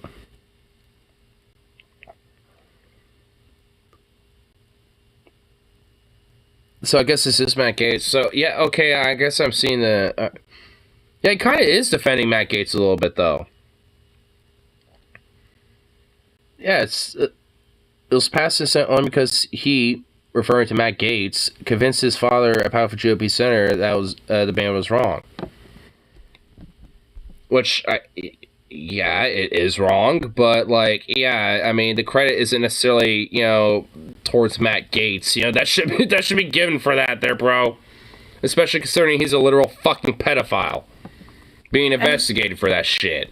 What's sad is that Glenn Greenwald... Or I guess a PDF file. That's probably a better way to say it. PDF file. Not an idiot, okay? Unlike Dave Rubin, I think that Glenn Greenwald is intelligent. But this is what he chooses to do. This is what he chooses to dedicate his time and energy to. So, as you all know, the House voted on marriage equality to codify Obergefell v. Hodges. And Matt Gaetz, I guess this is an ally of Glenn Greenwald. I'm not sure why Glenn Greenwald decided specifically to defend Matt Gaetz in particular, but Matt Gaetz was one of the individuals who voted against codifying marriage equality. So Glenn Greenwald decided to construct an entire tweet to defend Matt Gaetz for some reason when he just voted against marriages like yours. So I don't understand why these gay conservatives feel obligated to defend every bigoted thing that their right-wing friends do, but this is very weird. I mean, I guess it's the same thing you can say to people like Candace Owens who are black, but yet will basically, also be an advocate for policies and, of people who are essentially fucking discriminating against other black folk and shit. I mean, it's like, I guess it's also why you got, like, the Republican, like, log cabin, element of the party and shit, like the log cabin Republicans, too. It's just, like, you just got, it's, like, because, it's part of human nature that there's going to be people who are going to be gay, or, straight, or bi, or non-binary, or really just fundamentally gender conforming, or trans, or whatever. And despite that, there's some of them are just going to also, it's weird, but they're going to harbor a lot of very conservative views too, still. Because usually of how they, were raised and thus, grew up, thinking that those ideas are better or good. Like, like Caitlyn Jenner's an example of that. She's like a full-on fucking crazy dipshit conservative, but she's trans. And, and is a part of a party that, supports utterly fucking discriminating people like her. And, it's just like, it's like, huh? You think, for someone like, who's progressive or left or, would be an advocate, for the rights of these people, be like, why are some people like that, despite, them being a part of a group or a party or an affiliate that wants to utterly discriminate them? But it's just like, a part of it really is just like, oh, if I agree with their ideas, I'd be one of the good ones, and thus, they won't discriminate me. I'm not a part of the people they're critiquing. It's those people they're critiquing, not me. So, it's just like, no. They're also talking about you, too. It's like, you can deny it all you want, but they are. I think that is. I think it is a lot of it. It's like they want to feel like they're accepted in, like, a little in-group and shit. Because they felt denied in, other different little groups and shit, in the past, that, they've tried to be a part of, like, in different little social cliques. And being a part of the conservative social clique, to them is, good enough, at least, when it comes to sustainability of, for, their life, when it comes to financial purposes, too, when it comes to how much they're willing to donate, too. Even if it's like, for, hating on them too. Because Dave Rubin still makes a lot of money doing his grift, and yet, people fuck on him endlessly for being queer. And having 2 children, despite, being in a gay relationship. And yet, he still sucks up their money. They will still donate to him. So it's a weird thing. It seems like a weird little it just seems like weird or like contradictory. But I mean, who said like humanity was, you know, like had very easy understanding, you know, complexities with this type of shit, right? Yeah. In 2015, Florida really banned don't. adoptions by same-sex couples. The bill in the lower house to rescind that ban was sponsored by then-State Representative Matt Gaetz. It passed the Senate only because he convinced his father, a powerful GOP senator, that the ban was wrong. Wow, that sounds incredible. Great. But yesterday, Gaetz was one of the House Republicans to vote against codification of Obergefell same-sex marriages. Uh-oh.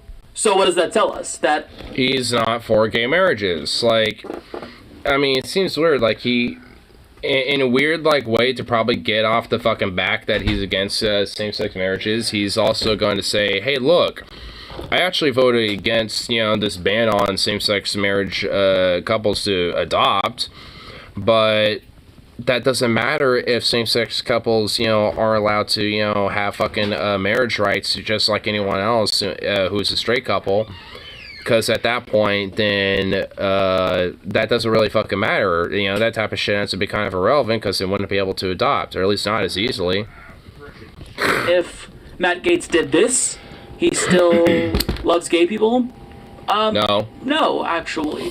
People are complicated. People change. But Glenn Greenwald is like, oh no, well, he did this one good thing for gay people. He was a decent human being before, and that gives him a forever pass, apparently. What? I don't think it works that way. Like, you don't just get to forever do shitty things and legally oppress people if you did one good thing. And it's probably the case that Matt Gaetz had a change of heart. He has, I think, demonstrably shifted further to the right. He's trying to, I think, pander to more extremists within the party. So, you know, he changed. Whether that's authentic or not, I'm not really sure, but he's no longer an ally. So there's no need for you to defend it. You're not obligated to defend him for the rest of his career. But that's what Glenn Greenwald is doing, and the rationale here is fucking stupid. So yesterday, Gaetz was one of the House Republicans to vote against codification of Obergefell same-sex marriages. That no vote wasn't due to opposition to marriage equality. Really? Could have... If the whole fucking point of the vote is the codification of gay marriage and same-sex marriages overall, yeah, it was. You fucking idiot. Well, I mean, Glenn Greenwald isn't really fundamentally an idiot, though, but it's just like, it's very idiotic. To his view that individual states have always regulated marriage, not the federal government. Oh, so, state right. Literally just a states' rights argument? Are we fucking kidding me? One, not a good position, because if you think that states should be allowed to ban gay marriages... Should they allow to legalize slavery again? I mean, for fuck's sake. I mean, honestly, the whole concept of the fucking theory of, like, states' right, you know, especially at least in America's concept, is just fucking ridiculous. I mean, it's just absurd because, I mean, all formulated originally from the whole, back in the Civil War and shit, where southern states wanted to fucking keep their, white, rich, aristocratic landowning slave owners to keep their property, which was the slaves, you know, and the states' rights, you know, to protect said property, which was slaves. So it's just like, I mean, the whole concept comes from that shit. So it's like, you know, any core root of like, oh, you know, it's like, you know, it's like Matt Gaetz voting no about this isn't really about, like, you know, against gay marriage. It's just letting states' rights dictate that. You know, just like how states' rights, you know, dictated, you know, who and who couldn't own property when it comes to slaves, right? Yeah, it's like, fuck off. Such a backwards fucking shit concept, and it's just like, I mean, the whole states' rights idea really needs to fundamentally get abolished in his fucking country, as far as I'm concerned, or at least heavily fucking restricted with a supremacy clause. Like, amend that supremacy clause of federal law override state law and make sure that it goes even some extra steps outside of what it has, you know, when it comes to its power now. Because holy shit. especially when you have these Christian fascists enacting this type of shit, or they're talking very insurrectionist, fucking malicious shit. I mean, goddamn, like, I mean, we need to go Reconstruction on their ass again at that point, as far as I'm fucking concerned, because, like, the concept of just, like, them willy-nilly being able to, like, you know, get, you know, like, literally have people run, you know, trying to run for office on the Republican Party, like, who are basically just borderline, you know, militia advocating fucking insurrectionist motherfuckers. It's like, I mean, it's been long overdue to, you know, like, re-kick, you know, the fucking Reconstruction shit up again. And, I mean, honestly, a lot of this, you know, just kind of proves it to me. Like, especially with this whole state rights bullshit coming up again so much more often than it has been. Just curiously enough, like how it was when it came to, you know, what states can dictate the right of who and who can own slaves when it comes to their own rights, that type of stuff. It's just a bunch of shit. Pretty bigoted, is it not? Is that permissible for a gay person? I can't think of another like gay person besides Glenn Greenwald and maybe Dave Rubin who would think it's okay to leave it up to states. Do we leave it up to states to ban interracial marriages? Do we leave it up to states to enact slavery if they wanted to? No. In fact, there was a civil war about this. So if you think that states should be allowed... Even though other countries didn't have to fucking fight a civil war whether to fucking ban slavery or not, by the way. Like, weirdly enough, America is one, pretty much, I think, the only country that would literally have a civil war fundamentally about that idea. Gay marriages, then you just don't think that it's a fundamental right, and you're not an ally. Furthermore, this is literally not true. Like, he says that, in Matt Gaetz's view, individual states have always regulated marriage. No, that's not true. Yeah, also that's just fundamentally false. Like, I mean, the federal government is, like, been very heavily a part of the whole concept of gay marriage and shit. I mean, it's like, it's beyond ridiculous, you know, to think the idea that, like, well, not even necessarily just gay marriage, but just marriage in general. States' rights acceptable punish women who try to get out of state to get an abortion. Yep, exactly. See, if you go back, especially with this whole, like, you know, states' rights of, you know, slave owning, you know, plantation rich black right owners and stuff like that, like, those motherfuckers, you know, like, they also said the same thing about runaway slaves, where if slaves, even if they're in the North, were caught, they were to, there was a bounty on them to go back to their fucking proper, you know, slave owner and proper plantation. Where obviously whatever punishment happens to them is probably going to be not just literally outright torture. Like, I mean, there was literal, like, this same shit happened, and there was, and this is how a lot of, at least especially in America, and it's most exceptionally, especially in the South, how police were systemically formulated, where there would be militias that would fucking, and patrol barons that would literally go around looking for runaway slaves, you know, especially all up and down the fucking Confederate U.S. border. You know, prior and up to and during the Civil War, because, you know, they were, and if they could help it, you know, invade into Union territory and fucking, you know, try to catch runaway slaves. I think they might be more safe, so they'd be more comfortable to probably be, like, more out in the open, because, like, hey, we're just runaway slaves, we're trying to travel more up north to the next town over and shit, and, you know, the Union Army patrolling around will be like, oh, okay, cool. You know, just let them go by. But if a band of fucking Confederate, you know, raiders happen to find them and shit, uh-oh. So, same shit then, same shit now. Just different ideas and different fucking issues that are being arisen now. Curious. Now it's women's rights, gay rights, and fucking trans rights and shit. And, well, also, you know, minority immigration and black rights as well, you know, are being heavily fucking, you know, attacked in various different ways and shit. Especially in the South. But, you know, it's kind of curious how, like, the more things change, the more they really do stay the same. God love it. And state benefits to marriage.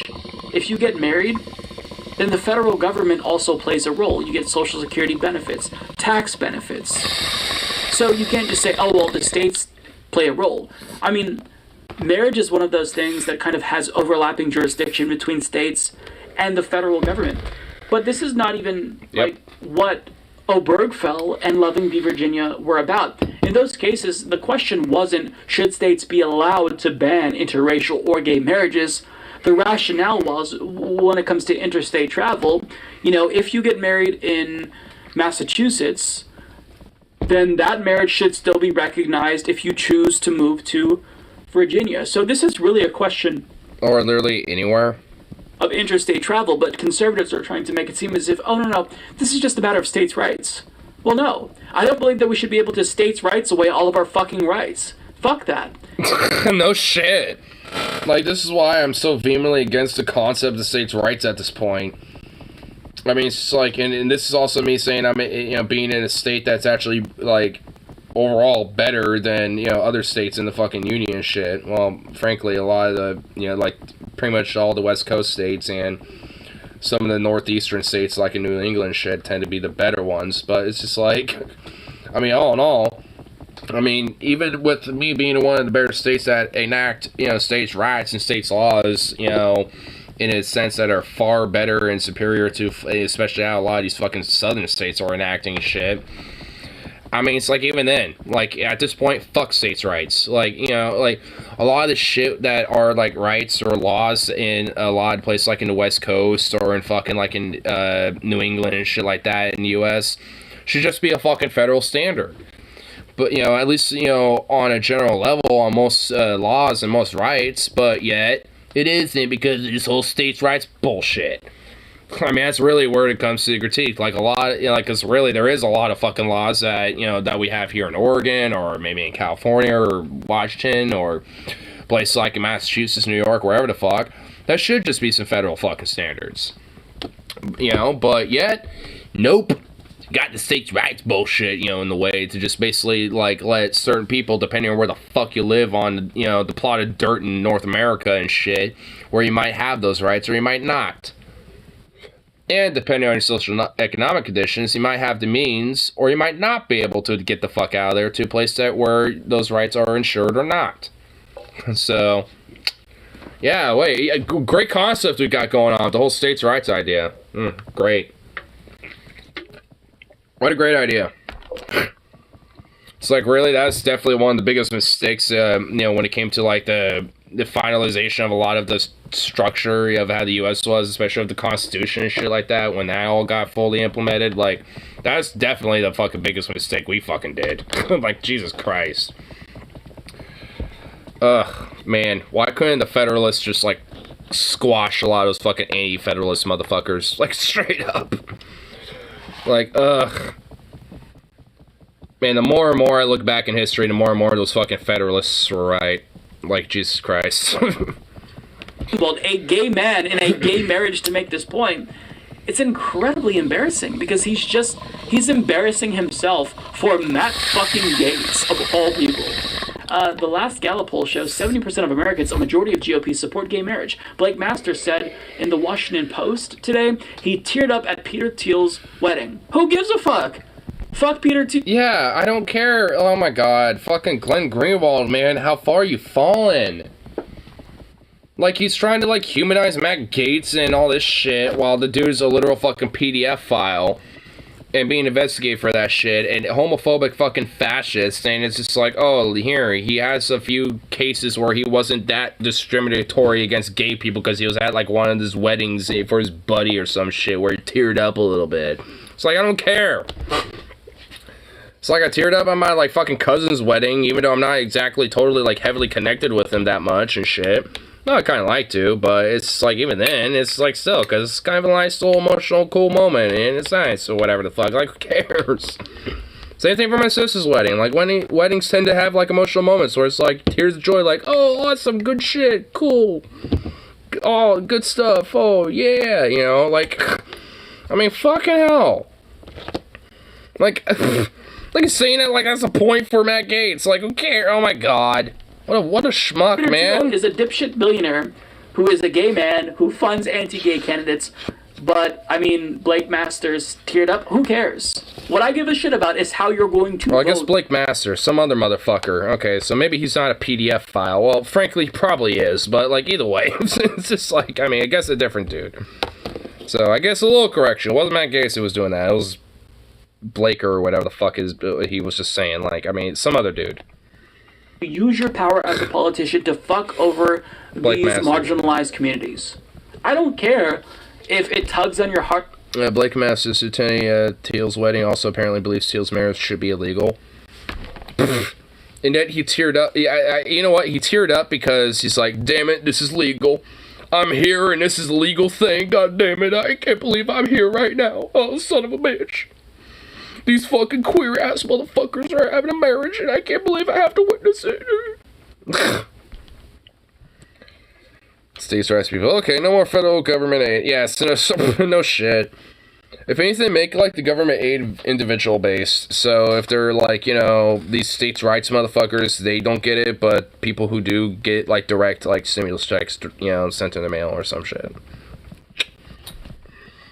A feel-good story on the Hallmark movie channel about some gay dude who found love. I don't give a shit. That shouldn't matter to any of us. For politicians, how are you going to vote? And the way that you vote matters. And for some reason, Glenn Greenwald is giving Blake Masters. Gotta go to the bathroom real quick. I'll be right back. Bizarre. I'll just The play. vital and politically risky role Gates played in rescinding the Florida ban is ignored. People aren't cartoons.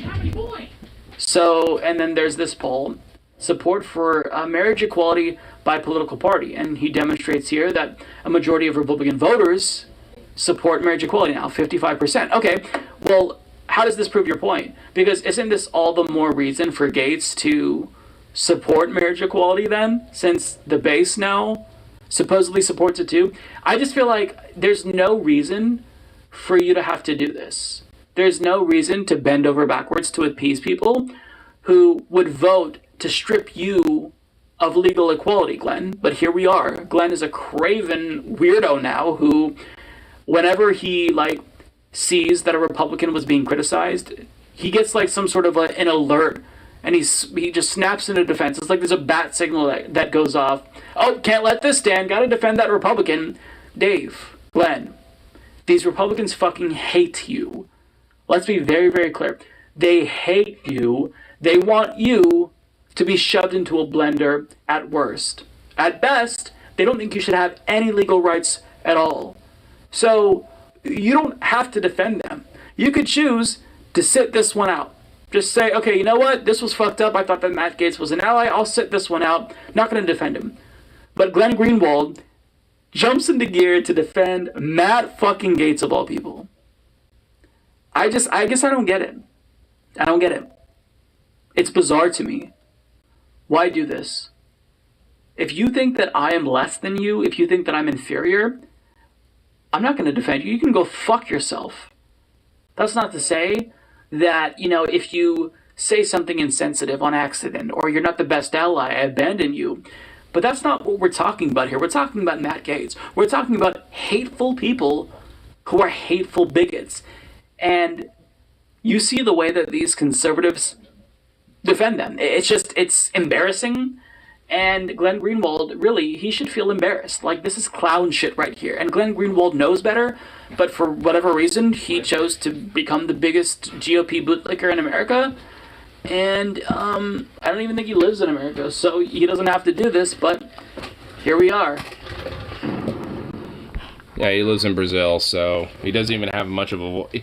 It's like, he could be a queer advocate in fucking Brazil, but yet he wants to be a fucking homophobic advocate in America, in a very homophobic country of Brazil.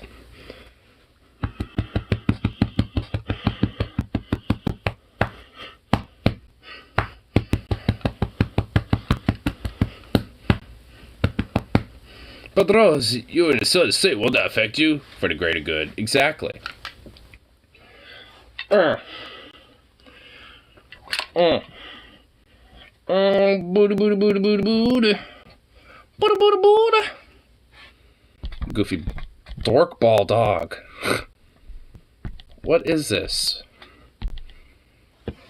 Look at you.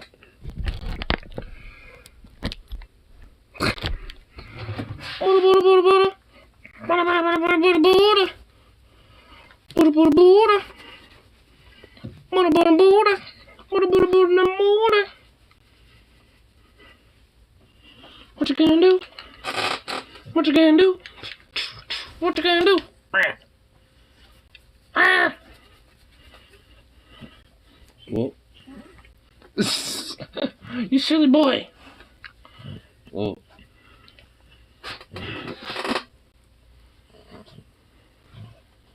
Mm. You goof. You're just a little worm.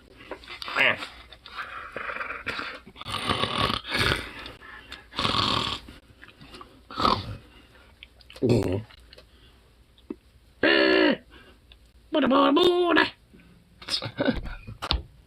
Just joined a black cat subreddit. A black cats. Boda. My goodness.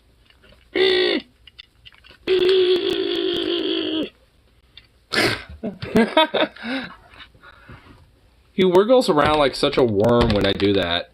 It's so silly. Oh. And he moans around like a goof. He's like,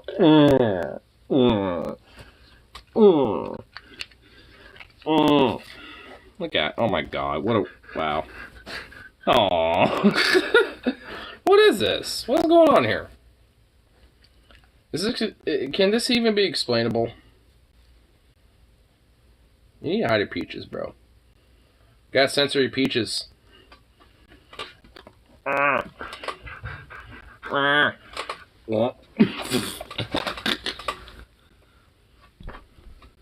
let me check it out. You got one of the most luxurious kitties are welcomed here. Hey, I'll join. I used to have a black cat, but not anymore. Zukov, you're showing off the peaches. Why? No.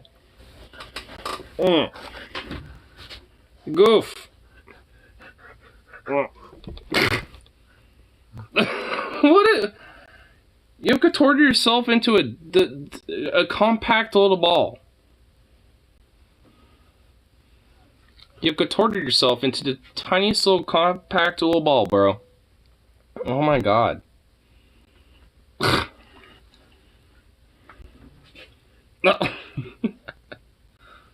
What is this? What little ball have you contorted yourself into? What? Oh my god. Oh, he's worming out. He's becoming a worm. Doing a little wiggle. Oh my god. Ah! Paw in the face. Look at you. You're such a goofball.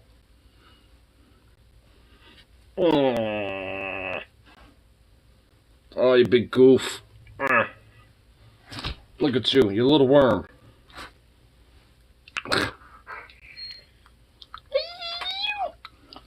Oh my god, what a little worm. Is he fully grown? Just about. Whoa. Oh my god, you fucking plump. Well, what the hell? Oh my god, you got your head stuck.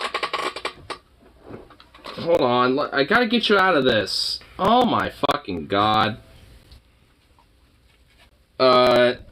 Houston, we have a problem.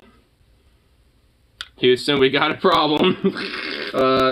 Dog, this could hurt you. I don't want you to hurt yourself. You gotta get yourself out of this lock. Come on, bro. Come here. Come on.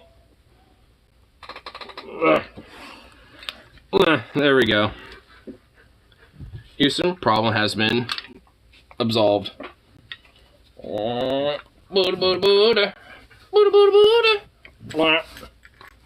Ah! Getting feet. Feet in face.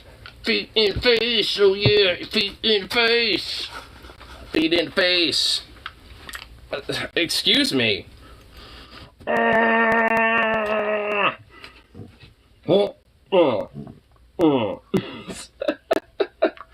You little goof. You silly goof. Oh, that silly face. Look at that silly face. Oh my goodness. That silly face. This silly little face. This silly little face. Oh my goodness. Oh my god, it looks like a fucking dork. You look like a dork. Oh, you're just so sweet, boy. You just look like a dork. Yes, you do. Oh, you smooshy little face playboy. Yes, you is. Oh. Alright, there you go. Go ahead. Go on. Oh, fucking Christ alive, bro. Go on. Holy mate.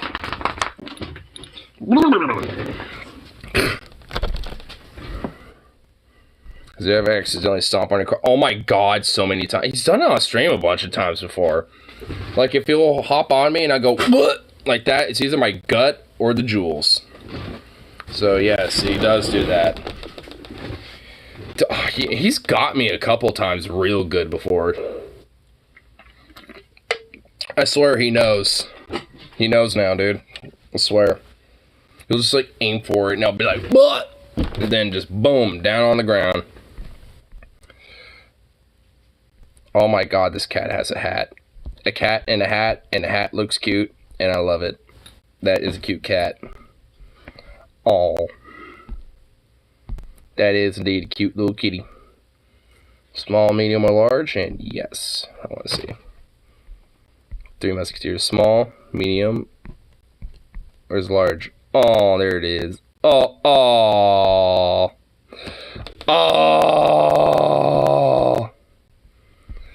Oh my god. They're so cute. Oh my goodness, they're so cute. Oh my goodness.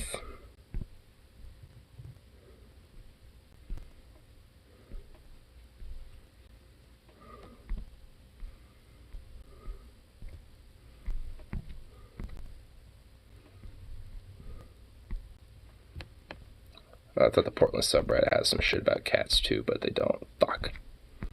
Also, I've been noticing like the Portland subreddit has like a lot of fucking people that are like, found a cat.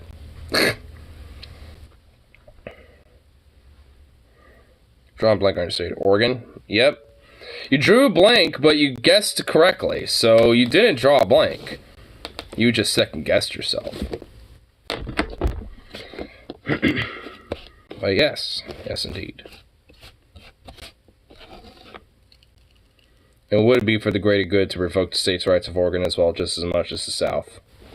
Because if we federalize all the laws and shit, oh my god, it would... Hold on. Fucking dog. Zuka! Zuka, hey! Shuka! Shuka, come here! Zuka! Shuka!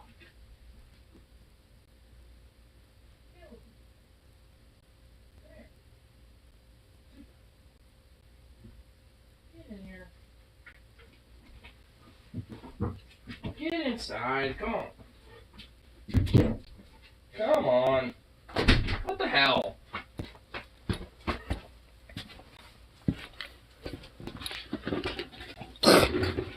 What the hell? Not cool.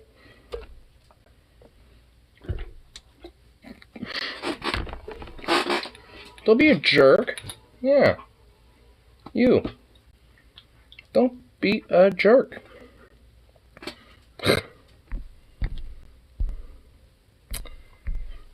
God.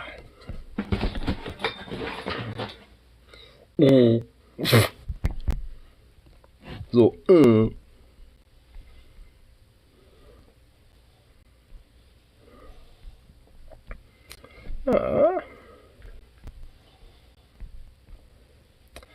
kind of see what other random shit be on tube. Oh shit. I'm sure you're aware of like Black Hitler, Godzi Kodzo, right? And he became like a cult leader for the Black Hammer group or whatever the fuck, and nicknamed himself Joker or something like that. Bruh. My dude got arrested apparently.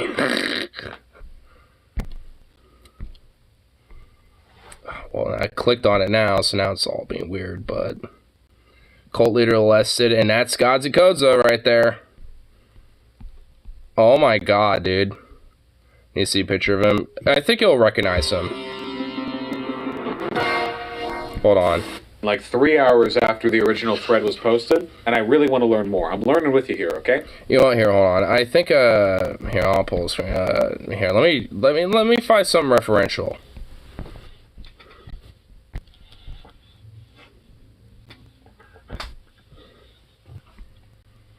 Commander Ghazi. Oh my god. Feds surrounding my home.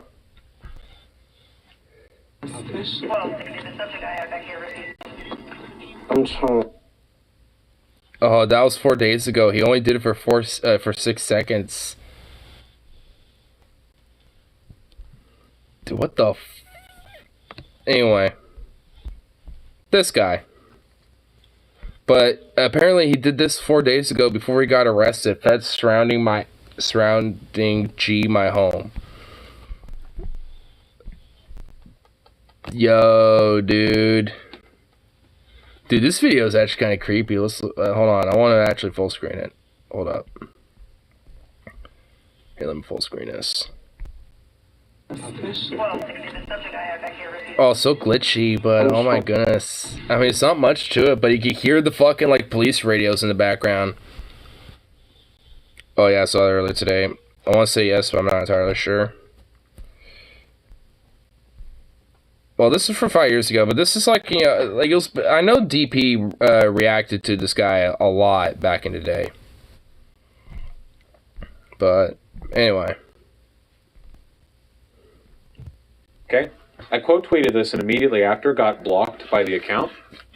Dirty South Right Watch. Okay. Not only did they block me, they actually mass blocked everyone who follows me. Because my quote tweet, the thread is full of people being like, oh, I'm blocked too, you know. So like, we're reporting on this. They really do not want me and mine knowing about it. Tragically for them, that's not how this works. So here we go. That's not how this works. Content warning: death, cult abuse. At least one person is dead after a hostage situation at a party Whoa. occupied by members of the Black Hammer Party. The current name being used by the Black Hammer cult. The Black Hammer. Now you remember that? This was Okay, hold up. There has to be a news article on this or something. What the okay, hold on. I'm actually gonna look this up on Google. Dude, there has to be some more shit on this.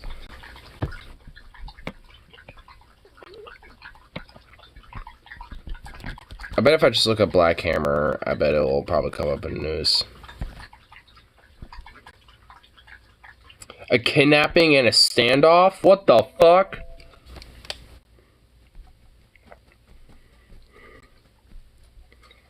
In Fayetteville, Georgia. Arrest warrants, here. Arrest warrants revealed new details in bizarre case of an alleged kidnapping and SWAT standoff. Augustus Romaine and 21-year-old Xavier Russian. So I'm thinking one of those is probably fucking Godzi Koza. I'm assuming Augustus probably. In connection with a standoff at a home at Woodbine subdivision off. Respond to the home on Solomon Court after a man called 911 claiming he had been kidnapped by an organization. Man told 911 operator he was being held against his will in the home's garage. What the fuck? Police tracked the call to the neighborhood, saw someone waving their hand out the home's garage window. That's surrounding home officers asked everyone inside to come out while 9 people exited. Fayetteville police say they determined one more person was inside and tried to make contact. Oh yeah, so Augustus Romaine is Godzi Kozo. My god, dude, those fucking eyes in that mugshot, man. Dude, what the fuck, man? Those, god, I can't look at those forever. Fuck. Dude, those are crazy eyes, man. Those are crazy eyes, dude. Those are eyes of a fucking crazy motherfucker. Holy shit. God. I was actually, like, stuck in a trance for a second. It's like, fuck. Like, I couldn't look away for a second. Holy shit, dude. That mugshot is fucking something. Whoa, fuck, that's like imprinted in my head. God. Man, that's fucking creepy. I don't even want to, like, scroll down now. God. Obviously, police discover an 18-year-old dead from what police say was apparent self-inflicted gunshot wound to the head. So, someone committed suicide? What the hell? What in the fuck? In a new... Whoa, what the fuck, dude? And now in a newly released warrant, the police department say that two men have been forced at gunpoint from part of home in Spalak Garage were not allowed to leave. Officials allege that Romain, who also goes by the name Gazi Kodo, or Kodzo, they got it wrong, it's Kodzo. That's back as the leader of the group known as the Black Hammer Party. It's an organization which describes itself as a symbol of hope for colonized working class. Oh my god, yeah, whatever. Fucking bunch of cultist nonsense. In which police say they have documented as a criminal street gang. Well, evidently, maybe not a street gang, but criminal. Also known as Kino and Amons, aka AP, were both members of the group in Warren States. Wait, so Amons, was that the guy? Yeah, so I guess Amons was a member of the group. According to the warrant, Romain ordered both Russian and Amons to point guns at two victims, force them to the garage so he could anally sodomize at least one of them.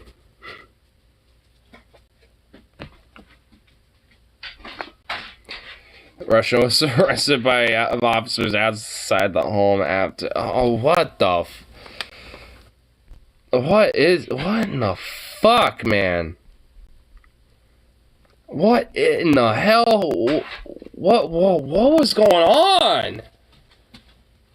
What in the fuck was going on? The fuck? The hell? What was happening? What the I don't even want to... Oh my god. I'm trying to, like... Okay. Maybe some of it will be explained here. Sukov, what are you doing? Here reparations, where a white person can pay the group $50 a month in order to repay for their whiteness. Remember that? The Uhuru, that one. And you had the Gazi Kodzo guy, and he was like pretty much ideologically a Nazi. Just, you know, black, sort of reverse Nazi. Is this the settlement thing? Yeah. Oh, remember? They were off in,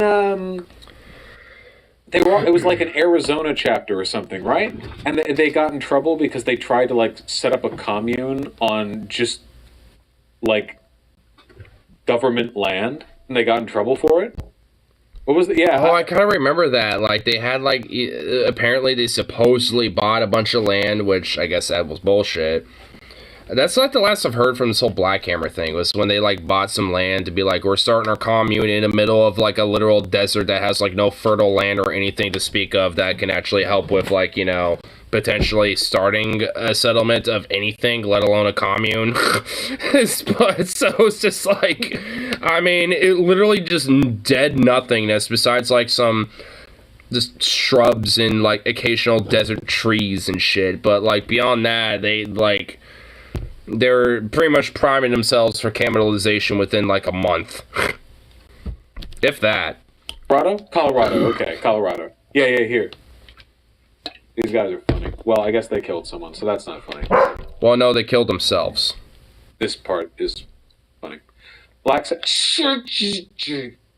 black separatist group's utopian dream for land near Telluride withered after an armed standoff. Wait, there's another standoff?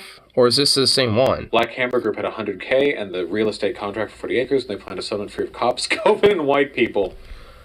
Okay, so this is... so they have multiple armed standoffs of... Oh my god.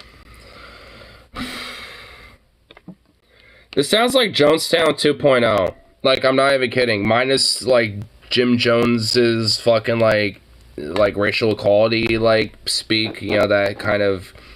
You know, was used to spread his cultish ideas. Like, outside of that, like, this just sounds like Jonestown 2.0. But just with weird anti-white racist fucking shit and free of COVID. Like, good luck, bro. Good luck with that. Like, it's not just humans that COVID transmits from, but yeah, have fun with that. And then also free of cops. Well, I guess because you're in a commune in the middle of fucking nowhere, yeah, by proxy, you're probably not going to be having many cops around. So, I mean, yeah, at least hit one of those. I mean, free of white papers. I mean, if you're having, like, weird, like, white dudes who are, like, guilt tripping about their whiteness or something that are a part of your group who are with you, then by proxy, you're not free from that. You have them around you, but you basically, caught them along as, like, oh, they're like our pets or something. So I guess, they don't count, I guess. 100K, that's a lot of Mao tier white people. Is the Hoover not a Proud Boys dog whistle? I think the Proud Boys literally got it from these guys. There are a lot of white people, I think they work with the Proud Boys. They like Black Hammer and Gazi Kodzo. I guess it's basically what came first, the chicken or the egg. I mean, honestly, like, I know I have heard it before because even Patriot Prayer will adopt some of this, and Patriot Prayer is a little bit more of an active regional group up here versus Proud Boys, but Proud Boys are up here too. I mean, if anything, Patriot Prayer is essentially just like a sub-branch of the Proud Boys, if anything. I mean, they're technically their own thing, but they're essentially Proud Boys. But either way, it's just like, I mean, it's kind of the same shit, where it's just like, oh, yes, it's like, this old stuff, like, I hear a lot with them. But at the same time, these motherfuckers, and also this hardcore, like, yo, blacks should have their own place, and we should, like, for other reasons, segregate away. It's just like, not, like, segregate people because blacks are inferior, but segregate away because white people suck. It's just like, we're just, like, doing the things that they want, but, when it comes to these fucking racist white fucks, but just doing it for different reasons and justifications. Like, how are we achieving anything here? We're still going backwards. We're not going forwards, if anything. So it's just like, like, I mean, I guess in a sense it is like, it came first, the chicken or the egg, It's like, they all believe the same shit. It's just like, when it comes to their memes or whatever little things that they, will throw at each other and shit, it's just like, I mean, both of them will essentially adopt it, like, adopt each other's little quips and inside jokes and memes and shit. So it really is like, what has come first, the chicken or the egg with that? What has come, what came, what Uhuru'd first? The Proud Boys or the Black Hammer?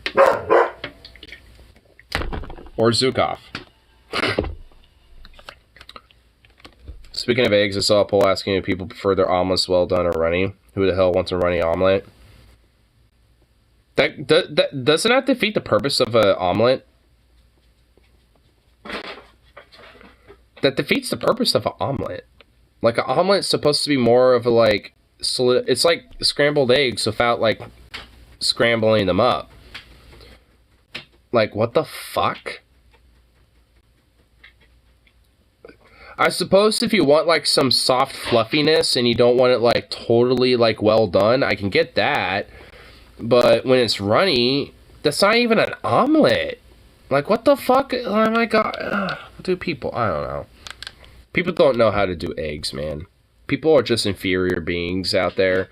Not because of race or anything like that, but because they just don't know how to do eggs properly. How do you keep toppings in place? Exactly! Exactly. Gazi Kodzo is a black separatist, so he wants the black people to leave America. So, hey, they've got a lot in common. Black separatists historically have often gotten along with white supremacists. Because they believe the same shit. It's just that they do for different reasons. True brothers. Who's the whitest one here? This one. It's got to be this guy right here. You can tell from the hair. It's got to pull the one. All right, 1, 2. There's at least like 3 white people for sure, 100%. Like, the rest are either black or biracial, but one of them's 100%. Like, 2 of them for sure. At least 3 of them, but 2 absolutely are white as fuck. So far for being free of cops, COVID, and white people.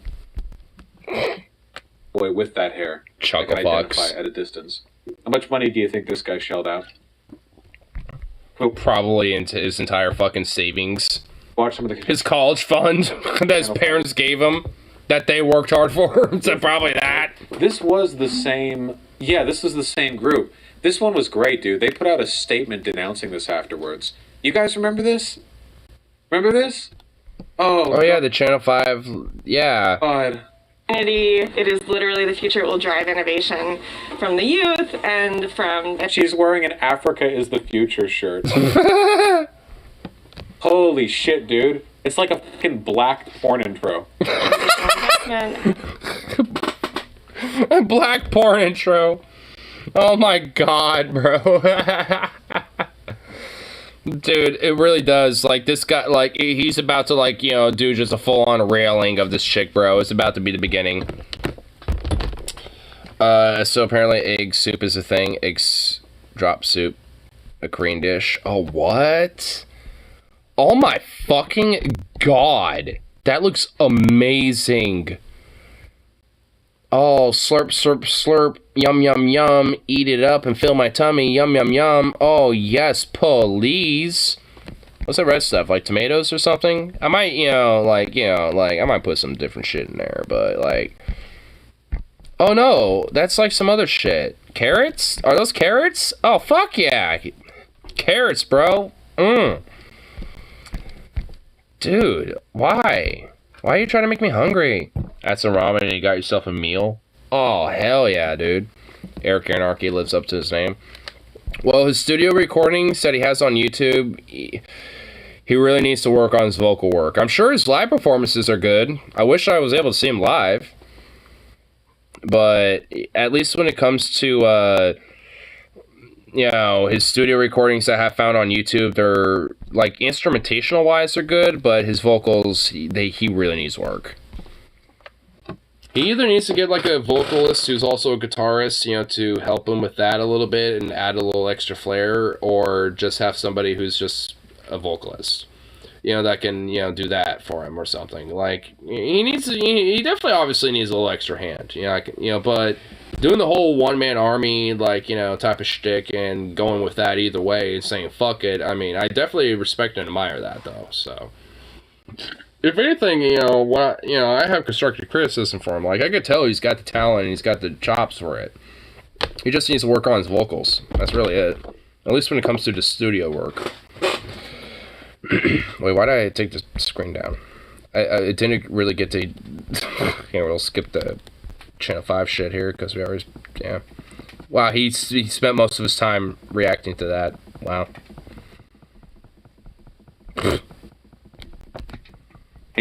Towards cult facility, you gotta be, but the content, yeah, I know, it's difficult being responsible. Alright, hold on, what? So his manager emailed me asking if I wanted to talk and framed it as it would be entertaining for both our audiences. So I'm pretty, this is one of those things where, if you signal boost the wrong people, they're gonna get attention from it, and they're literally gonna use that money to build a cult. So... Honestly, yeah. I mean, frankly, I don't necessarily think it's wrong to maybe necessarily, let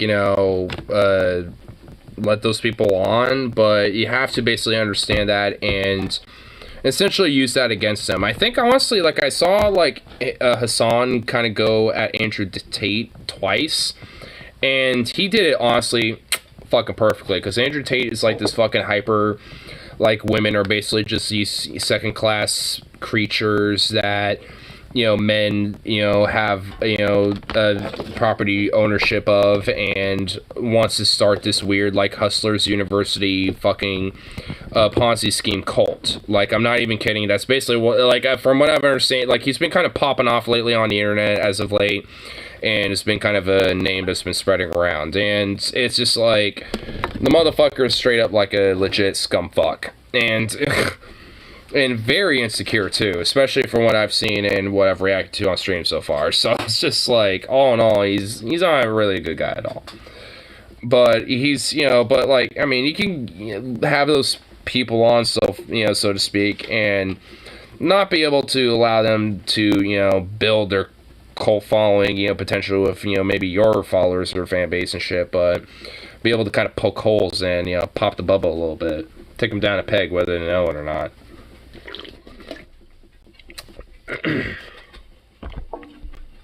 What's this? Sending me so many links. Ah! Manuel and Princess must have teamed up while I was gone. I'm scared. What? There's a goat. I know you guys like Is that a goat or is that a deer? Princess. Ow. Ow. Emmanuel. Emmanuel, do not do it. Emmanuel, Todd Lopez. Emmanuel. That's a bird. Emmanuel. That's a bird. Delicious. Loved that. Hated it. Hated it. Hated it. Hated it. Wait, what happened? Buddy, I'm trying to update everyone. Thank you. Princess, honey. I am trying to... Ah! What was that? Hated it. Hated it. Hated it. Hated it. Let me make something very clear to you. If you ever do that again, I'm calling the police. That was the weirdest thing I've ever. Why are you doing that?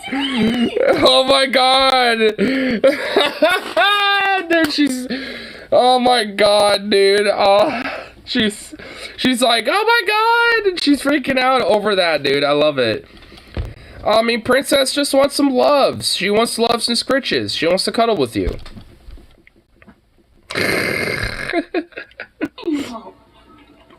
Emmanuel, don't do it. Do not. That is her butthole. You go viral on TikTok, and then you lose all morals. I'm very happy. Emmanuel. What did you think that wasn't a good angle for me? And think, Princess, I don't want you in the shot. You bite me and it hurts a lot. You're not my friend like you say you are, and I hate that. Alright. Hi everyone, Princess, no. Princess Emmanuel.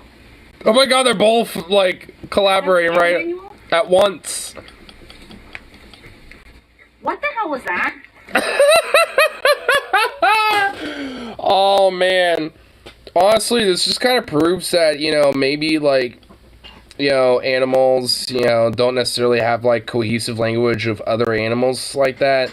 They understand each other. Like, you know, we can kind of get the body language of other animals to a degree, you know, especially ones we domesticate or have as pets, like, you know. So, Kyle, what the fuck are you doing?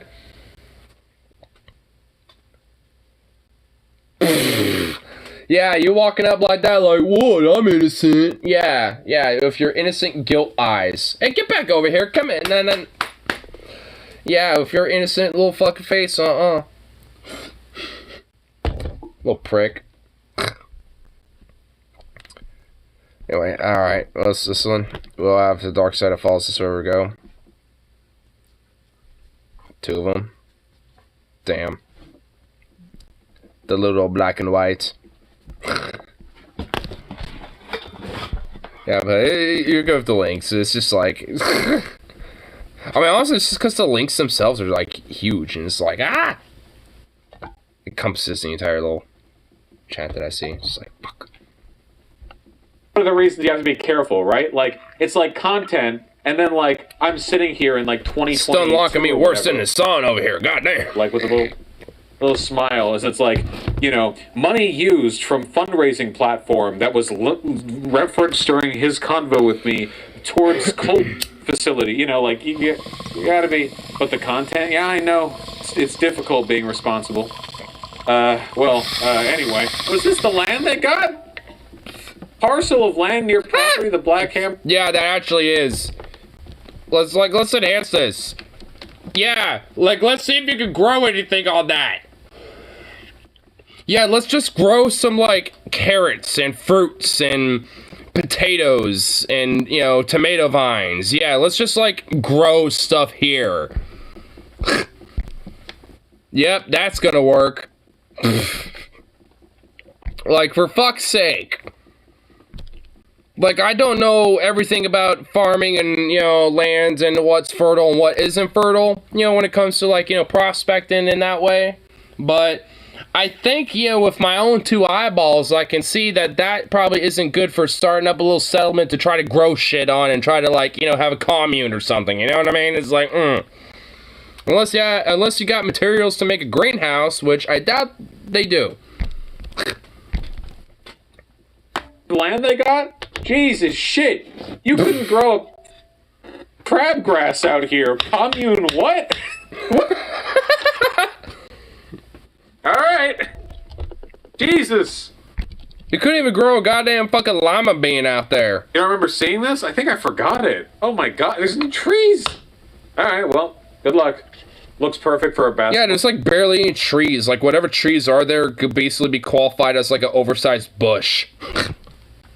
Build a fucking court out there. Oh god. Alright, well, anyway. So his right wingers want to say, yeah, like these weird black separatists, fucking right wingers want is like they were trying to, but apparently failed.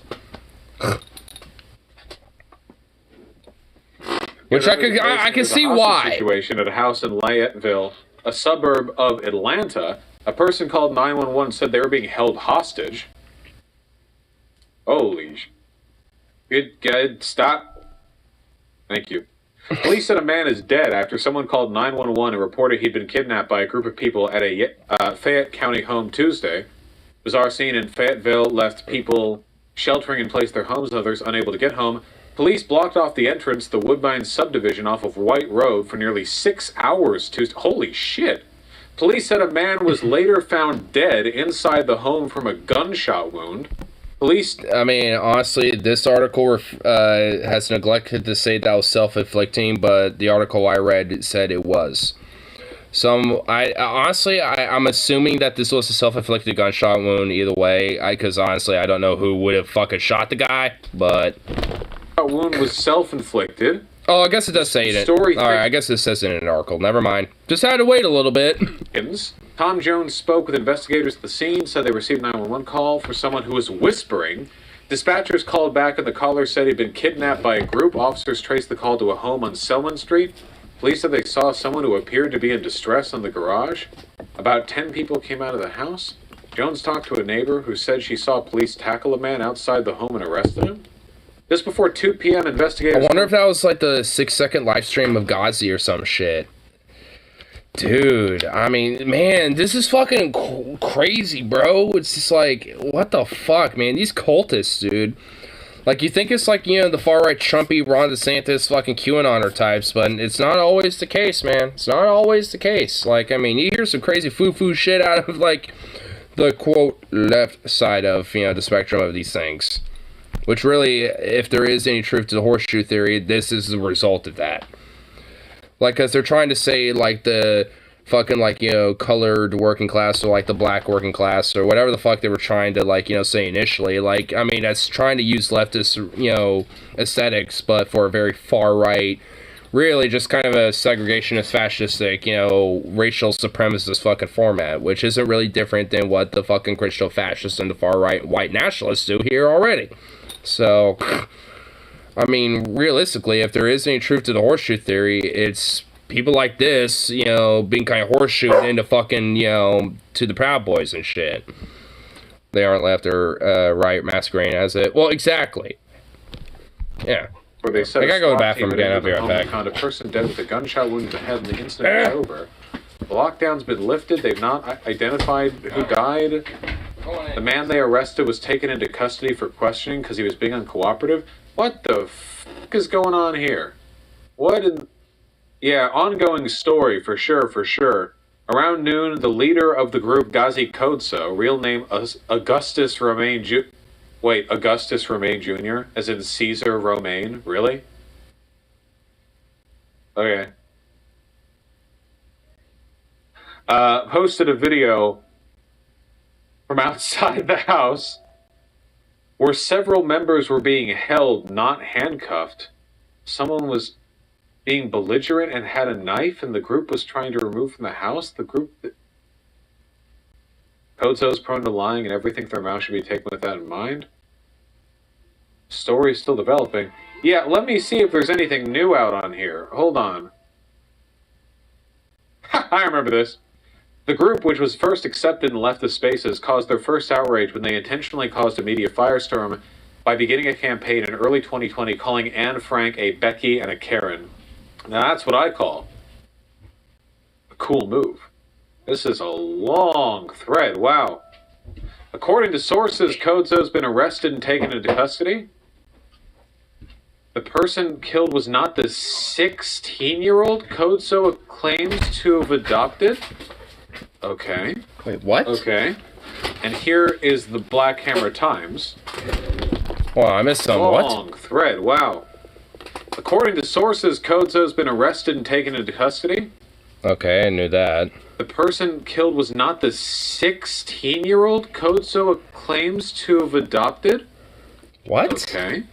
Okay. Well, no, it's like some 18-year-old. Yeah, okay. And here is the Black Hammer Times, which is the bad boys. Rest in power Minister of Defense AP in a targeted attack by the Fayetteville Police Department, SWAT, and the FBI on the headquarters of the Atlanta chapter of the Black Hammer Party. Black Hammer's Minister of Defense AP was shot and killed.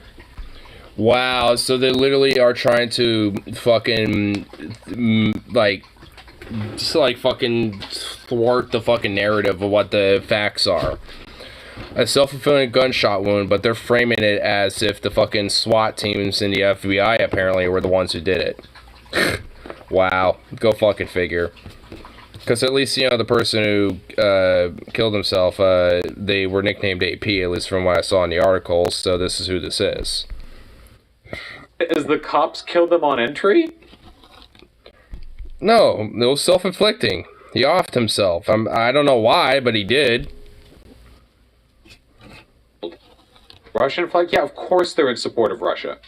So was this the guy who made the call? Was he the guy who was being held hostage? Killed by the colonial state? Bad for these people? Well, these guys are victims of cult grooming. Yeah. Right? Like, Gazi Kozo is literally like the archetype of the charismatic, crazy cult leader who attracts insecure young guys to his side by pretending to be visionaries of like a broader issue shared between them, or, you know, to fix it or whatever. Yeah. So the Joker video? I don't want to show the Joker video. They even offered a place to live because they were unhoused. Yeah. Yeah. It said he picked this guy up when he was homeless. Yeah, okay. So this guy... Which he probably didn't want... If that's the case, then he probably didn't want to be picked up, but they did anyway, and thus was kidnapped, and he was trying to be like, you know, like, okay, well, I'm definitely calling out. I want to get an opportunity, because I'm kind of being kidnapped now. I'm being forced against my will to join up with these people. Like, fuck this. Or far more likely was shot in a conflict with one of the Black Hammer guys, and their response is to pretend that the police did the killing. Gosh, I'm pretty sure it was just, like, considering that pretty much like every article so far, including the one that he was reading, says it was self-inflicting. At least the two that I, you know, so far, it's like, I'm pretty sure it was a self-inflicted gunshot wound.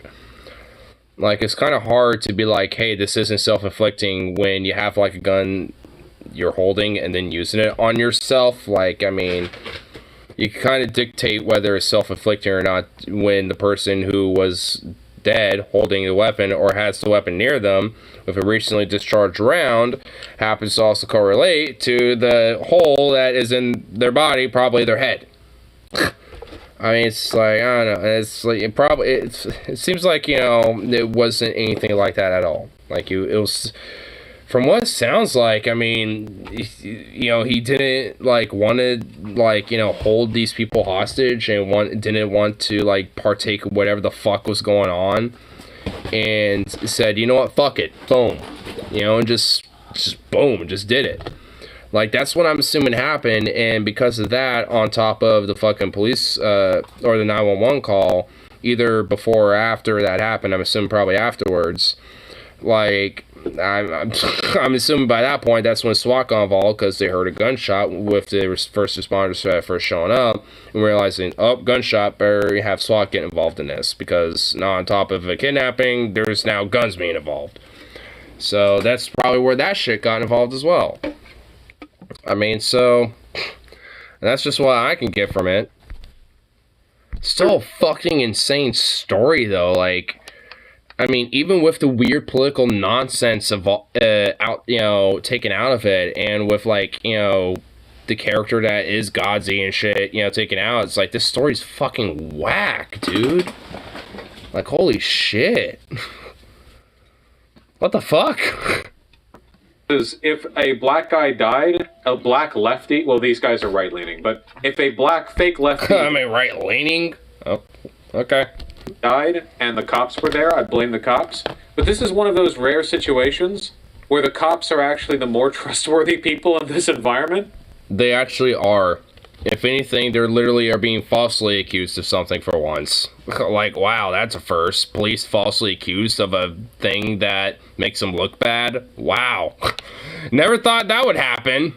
But no, this is an actual case where that is the fact. So, wow. Never thought it'd be the case, but it's out there. Every now and then you can find something like that. Doesn't make the cops themselves inherently good, but at least in this specific case, they are. So, Institution less prone to telling the truth than the fucking Black Hammer dudes. So, you know, in this case, it's actually... Are they? Yeah, no, they absolutely are. Yeah, 100%. The police are paragons of truthfulness next to these people, so... Gazi Kodso in white... I mean, honestly, yeah, kind of are. Face, rambling about Anne Frank. Do I even need to play the audio? I'm not playing the audio. Oh, I remember this video. I immediately recognized it. He wasn't a white face. He was trying to look like the Joker. I mean, he nicknames himself the Joker. So, like, he thinks of himself as, like, a black segregationist, like, Joker archetype or something. Like, so... This wasn't really inherently white face. Joker rambling about Anne Frank and colonizer Jews. It whole... But I said... You can tell, but I said, people, these goddamn Anne Frank style damn Jews I say, or some shit. Like, I mean, it was something like that. I don't know. Interaction that a lot of this is just like deliberate shit to bring attention to them, which is one of the reasons why I don't gawk, because that kind of serves their purpose. But yeah, apparently, so yeah, okay, whatever. Whatever happened. Yeah, I'm okay with gawking them anyway. Happened. It's the most likely interpretation of events here. Is that they picked a homeless boy up off the street, groomed him, and then through their actions he died, and they blamed it on the police. No. I mean, they kidnapped somebody, that person, well, two people, and they're alive. One of the members who was already a member, who chances was already probably a homeless person himself who was groomed as well. I mean, that part is also likely true. But they were already a member and a part of this, and probably under the pressure of not wanting to really partake in whatever the fuck was going on, off themselves. Like, I mean, that's what happened. Everything else, yeah. So, like, I mean, you had, you know, some homeless people who were, yes, very likely groomed into the situation that they were in. But, you know, we're not but we're kind of recognizing that they were, and we're like, I want the fuck out, and, you know, had an outlet of calling 911 to do so. Which led up to probably all these different events, including the AP or whatever his name was, or whatever his real name was, you know, when he killed himself. I mean, it's tragic. Like, everything about it is fucking tragic as fuck, but it's just like... It's just kind of insane, like, hearing the details of it. It's just like, what the fuck? I mean, that's why, like, honestly, like, these type of cults and shit are fucking dangerous. I mean, whether they masquerade as this, or if they're, like, you know, some far-right Christo-fascist, like, you know, type of shit that we kind of, you know, see more on the mainstream like we do now and shit. Like, with, like, you know... with like, you know, like these like Nick Fuentes types and shit, you know, it's just like, I mean, they're all like, you know, this very hyper cultish mentality is just so fucking dangerous, because this is the result of it. It just is. Like, I mean, when you let it just fester and don't do anything about it, this is the end result of it. And it's even worse when they actually have, you know, some influential power in government, like we see with a lot of Christian fascists and shit, because the end result of that is even far more sinister and dangerous than, you know, on a more smaller level like this. I mean, it's like, we don't even necessarily have to go back that far in history to even see examples of this, too. I mean, you know, it's like with Ruby Ridge, with fucking Waco, Jonestown, fucking...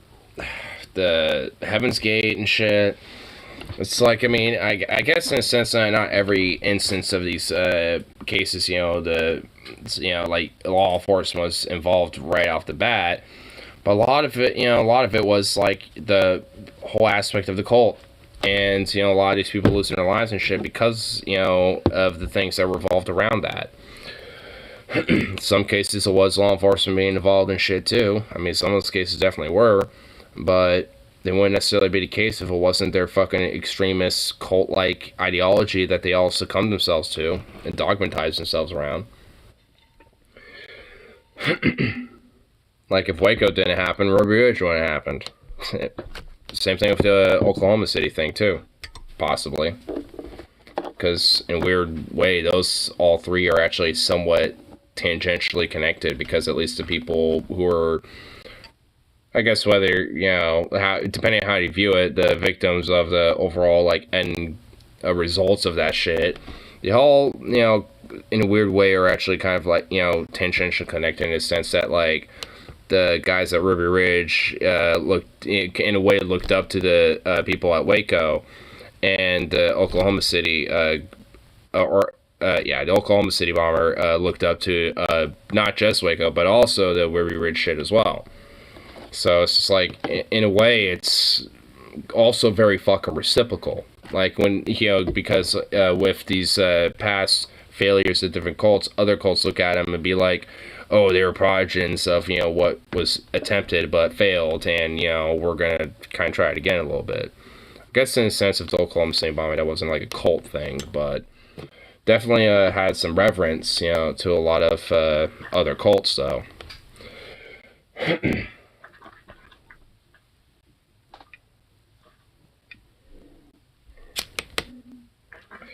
Man, the electrical wiring in this fucking place is gonna be the death of me, I swear to God. Safe bet, right? Developing story, safe bet. What is it like? Groups like that and the Jews? What, you mean Nazis? Yeah, they make Jews kind of talk about them a lot. Why is it that all fake lefties are in one way or another Nazi adjacent? Well, because it's easy to pull the aesthetic and also take very naive people that might look at leftist ideas and maybe tangentially agree with them, or actually do, but because they're not totally fledged out with their beliefs or their views or overall worldview, are a little ignorant of a lot of the tendencies that kind of come with a lot of the fucking far-right leaning or fascistic or Nazi adjacent type of elements and shit that kind of happen in politics. So hence, like, why there's things like the whole Red-Brown Alliance or, and shit like that, or National Bolsheviks with, like, Nazbols and shit like that. It's why those terminologies and those, like, groups kind of exist, is because of that shit. But it's not just because of that naivete. Sometimes they acknowledge it, but, in their idea, it's justified because, like, because we agree with enough issues, this is a means to an end, and it's actually a good thing. But okay, what is that? Alright, there is something going, like, turning on and off, and I wonder what the fuck it is, because it's doing shit.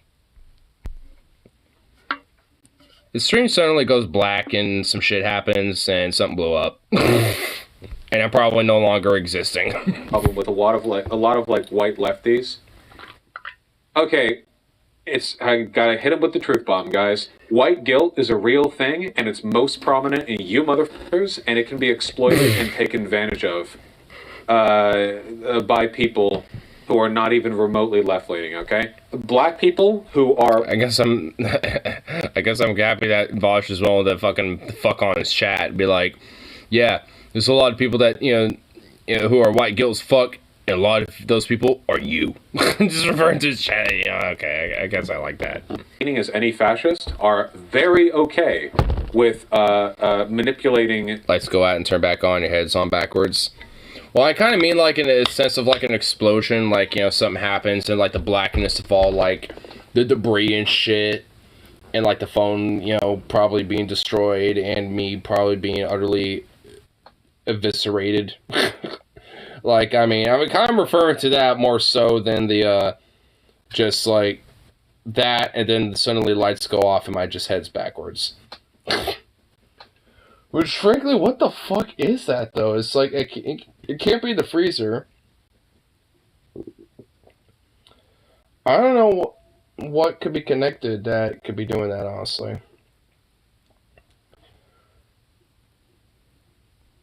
Oh, like see your little head poking through, my stack of coats in that fridge, and he looks so cute. Sukov, he's too goddamn cute. I know everyone disagrees with me, but he's too cute for his own good. Too cute for his own good. It's ridiculous. I know no one will ever agree with me, but it's like they have to actually be with him to truly understand. People to fund and signal boost their organizations, usually because these black people hate white people and really don't mind taking money out of your pockets. It's a real thing. It's not hard to avoid.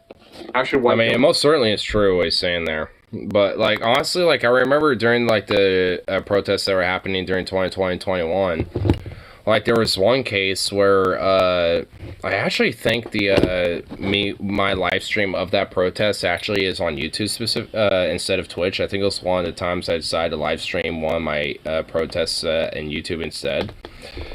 And, basically, like, the general gist is what happened near the end of the night of what happened was, like, some motherfucker, literally because he had beef with an ex-girlfriend over some personal whatever the fuck bullshit, decided to get in his car, and oops, I knocked over an empty can, but got in his car and fucking tried to target her, and by proxy, a lot of other people in this protest by trying to run her over, which actually, not only did he fail that, he fucking got a bunch of other fucking bystanders instead.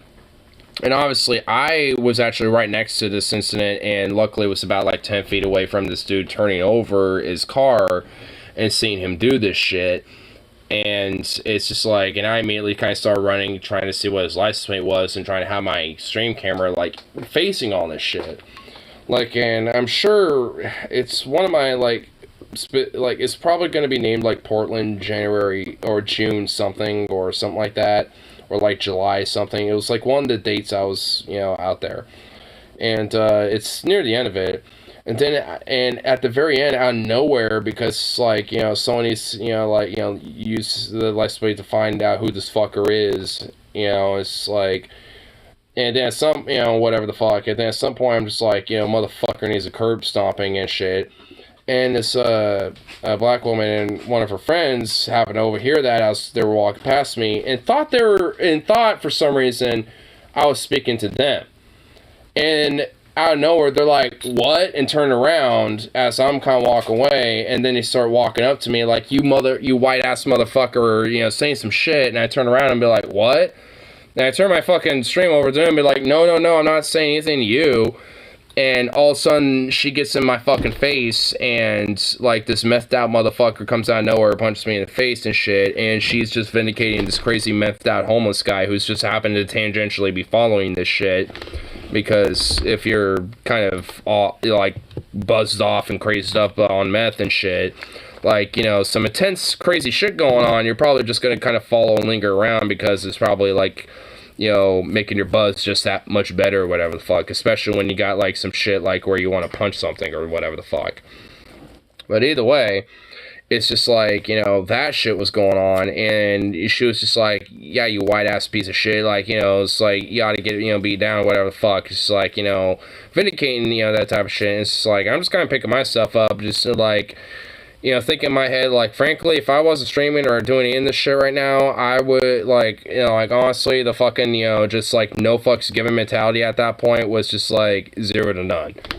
But because I had other shit that, especially I was trying to pick up at that point, I was just like, you know what, it ain't even worth it, fuck it, I'm just gonna, like, gather my shit up, just kind of, be like, what the fuck, and just dip out at that point. And of course, you know, that same bitch, you know, was trying to, you know, spread news of like, hey, this white ass motherfucker, you know, was trying to like be aggressive or whatever the fuck. And some other lady who was, you know, like kind of heading the march and shit was just like, hey, you need to find out whoever the fuck that was involved. I was like, right now, whatever the fuck. And I'm just like, you know what, fuck you. I'm just gonna dip out because I didn't do nothing wrong. She came up on me and one of her buddies, you know, assaulted me. So go fuck yourself. And, you know, and at that point, the stream on my phone died. So stream wasn't going on by that point. And some other person would be like, hey, well, some other guy walked up and be like, hey, what was that about, man? I mean, it sounded like, I mean, you kind of got like, you know, guilt tripped over some or gaslit or something. I'm just like, yeah, like, you know, I was like right in front of where that car fucking, you know, ran some people over and shit where shit got chaotic. And obviously, you know, like, you know, I'm being out here, you know, doing my thing and blah, blah, blah. And, you know, obviously being kind of emotional and shit, you know, I'm going to be, you know, saying some shit. Like, you know, and I was explaining what, you know, I was saying whatever the fuck. And it's just like, and I was happenstance, happened to be walking by explaining that to him next to that same fucking cunt. Where she's just like, oh, and this, you know, white ass Cracker Jack, you know, is just trying to tell his other fucking, you know, little white bitch, you know, like, you know, a different little fucking story. And I'm just like, and I look over, I'm like, and I just kind of like fucking just literally go like, are you fucking kidding me? It's like, I mean, it's like, he just walked up to me, you know, just asking about what happened. And I'm just telling him my side of the stuff. Like, if you, you know, and before I can even finish my sentence, just like, shut the fuck up before I beat your ass. And just literally kept saying that. And, you know, it's like, I'll beat both your ass right now, whatever. Like, just literally just consistently would just not, you know, stop saying that. I'm like, you know what, fuck it. I'm like, you know what, fuck you. And I just walked off. And she just kind of like, you know, rolled her eyes and fucking, you know, started talking to her friend again, probably continuing talking more shit. Because frankly, it's just like, yeah, there are just going to be some people out there who are just like some hardcore kind of like, you know, just hardcore anti-white black nationalist type of people and don't give a fuck. They just want you to be there to basically be like a body, you know, to take whatever fucking abuse and shit that's there for, you know, their own personal gain and shit and aren't there for an actual broader common good about what those fucking protests are there for in the first place and shit.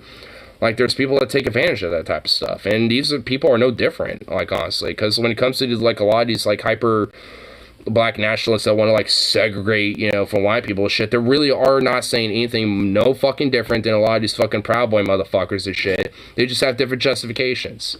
It's like, I mean, it's like, yeah, at that point, you're not fucking left. You're just another far-right dipshit, you know, just justifying and masquerading as other fucking ideas and with a different aesthetic. Like, fuck off. It's like you undermine, you know, everything you fucking touch when it comes to, like, progressivism and shit. Just because, you know, oh, it happens to be, you know, a different waste than, you know, what is systemically in America. It's like, so? Doesn't make it good. Like, you know, fixing a lot of the systemic racism in this country should be the betterment of everybody. Not just, like, you know, overlooking, you know, one specific entire group of people just because there's a fucking minority of rich-ass white fucks, you know, that own everything and, you know, control shit. I mean, it's just like, it's a little ridiculous.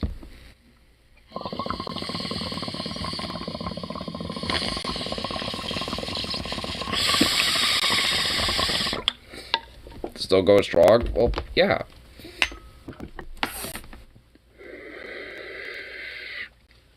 Down with the boomers. Down with the fucking boomers. They can't go strong like I can. You remember back when Robert was even, you know, on his streams and shit, he would piss out, like, you know, well before midnight at times. And it's like,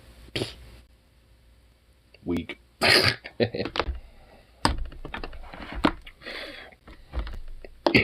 Damn boomers. Can't keep up.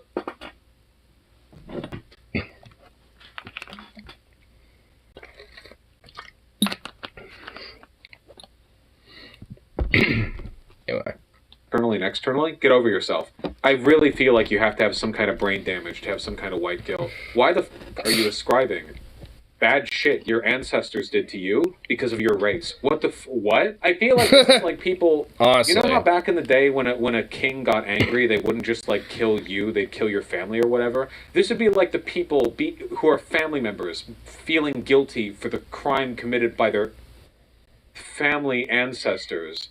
And, like, you have to talk them out of that. It's, like, so weird, you know? It's nothing. No relation, you know?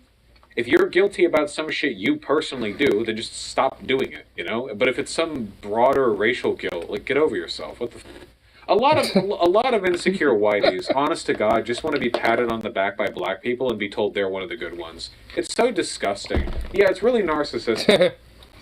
You get this feeling from a lot of these people, you know? A lot of them, they don't have the high self-esteem. They really, really just want to be one of the good ones because they see all these jokes on Black Twitter about how white people are this and white people are that, and these jokes are funny and haha, you know.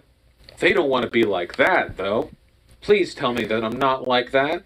You are. You're a member of the sandwich race. There's nothing you can do about it, okay? Sorry. It does come off as really self-centered, too, okay? Like, imagine you're a black guy, okay? I know, you're so much cooler now.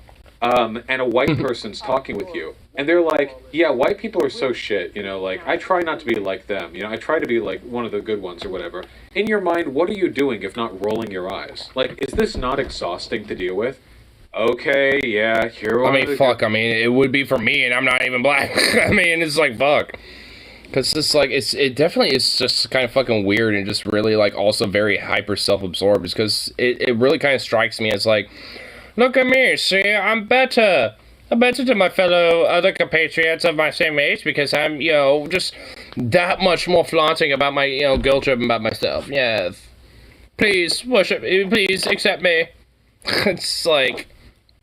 I mean, it's just very hyper self-absorbed and yeah, honestly kind of a little narcissistic and shit.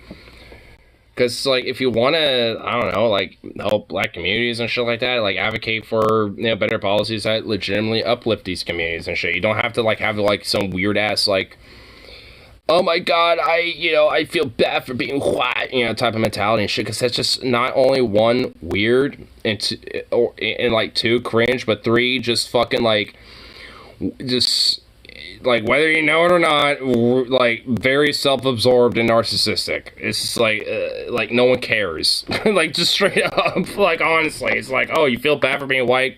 Good for you, you freak. Oh, no one cares. It's like, so what? I mean, I don't. I just, you know, like, recognize the fucking, you know, systemic aspects about, you know, especially when it comes to, you know, like, yeah, aspects about, you know, when it comes to social, conditions, like, you know, when it comes to white privilege and, like, you know, discrimination, of other racial minorities and stuff. I mean, I can recognize that and, you know, advocate for a better change of that shit and not feel guilty about my own race and shit, because, like, at the end of the day, I really don't give a fuck. Like, if I, like, it's just like, I am what I am. Can't really change that. I guess, you know, change it within reason in a sense. Like, I literally can't change the melanin in my skin outside of just going outside and absorbing the sun. You know, outside of that, I can't really do much with that. I mean, you know, I could change my gender and sex if I truly, you know, feel that way, which, even then, I don't give a fuck. Like, if I was a man or a woman or otherwise and shit, it doesn't matter. Like, as far as I'm concerned, give me all the biological and gender fucking shit. You know, as far as I care. Like, you know, I don't, it's whatever. Like, wait, so what's worse? Yeah. These people or rich white kids who think they're black? Oh, God. Probably the rich white, I don't know. Oh my God, dude, you really put a conundrum in my head. I mean, because it's a little bit of like Copa de los Dos right there. Oh, man. Probably the rich white kids, though. Like, because honestly, it's like, if they're rich and they're basically using a lot of, like, the elements of, you know, the more, like, you know, like a lot of different black culture when it comes to, you know, that has been propped up, you know, when it comes to, like, the impoverished struggle that, you know, a lot of them had to deal with and shit. You know, a lot of those aspects come up from that culture and shit, at least in America. And just basically be like, oh, yes, I'm a part of that, even though I'm, like, a rich white boy. It's like, oh, my God. Oh, man, I don't know. I think that might be a little worse. Because depending on if they know that or not, that might be the, you know, the game maker right there. If they don't know it, then they're just like a fucking ignorant, stupid little rich kid. But if they do know it, then it's honestly a lot more sinister. In my mind, at least. So I'm a homie G from the south side. I want this person drive. Oh my god, yeah. No, for real. Ugh. Seriously, for real. Anyway, yeah, I'll play a little bit more of this, but see what else is being said. And So cringe when they talk to black people. Trying to be the white person who's one of the good whites to black people is no different than being one of those guys who will saddle up to women and be like, guys are such manipulative jerks. I can't believe those jock assholes would treat women that way. I would never do that to you, though, milady. Like, you're literally the same guy. You're the exact same fucking guy, okay? The only difference... I also could kind of, make an analogy of, like, basically being like Candace Owens to the far right, or like a Dave Rubin to the far right, or some shit, too. Probably more realistically like a Dave Rubin. But, like, I mean, it's kind of like basically being that to those people. It's just like, I mean, why? I mean, I guess, best, it's like you're trying to get, like, social points, and at worst, you're just, like, a sad little being. Like, you're just a sad little string being. Like, I mean, I don't know what to say about that. It's like, I mean, it's like, at best, just the social points, narcissistical, like, weird grift shit. Or at worst, just a sad little string being trying to, like, get accepted somewhere in their life. Like, I don't fucking know. Holy shit, Red Hot Chili Peppers are releasing their second album, second double album of the year. What? Shit. I know they're, like, first out, at least, like, their first shit they released was on Bandcamp as well. Or, like, on SoundCloud or some shit, right? Like, I'd love to play it, at least on here a little bit, but I know that would probably get me, like, the most hardcore copyright outside of, like, some Rammstein or some shit, like, ever. So I'm just like, nope. I'm not gonna play with that fire. Because they do like me some Red Hot Chilies. I'm sorry I'm male, I'm sorry I'm white. Why am I such a monster? Why did I personally, like, enslave those fucking black people like I did, back in 1862 or some shit, just like my white shit? It's like, oh my god, shut up, you fucking weirdo. It's like, you didn't do that. It's like, at this point, you probably had, like, no design whatsoever into how, like, any of that shit happened, like, literally at all. It's like you had no fucking decision choice or any aspect of that making. Just like, use that, information of knowing what happened in the past to just make the present and future better, you fucking weirdo, instead of being like a weird, like, guilt-tripping fucking schmuck. It's like, come on. Why? Yeah, hell demonetize. Yeah.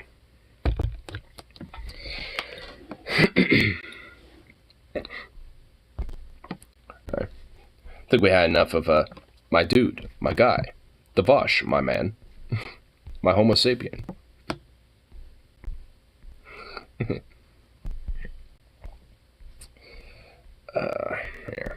what random little things? What other random little things are on, that's this tube? Man, that Andrew Tate motherfucker keeps getting recommended. It's like, holy shit, I think I've said enough about this fucking cretin. Like, holy god. Ugh. Weird cultish Ponzi scheme fucking misogynistic freakazoid. It's like, go figure. He's like 1 in a million at this point.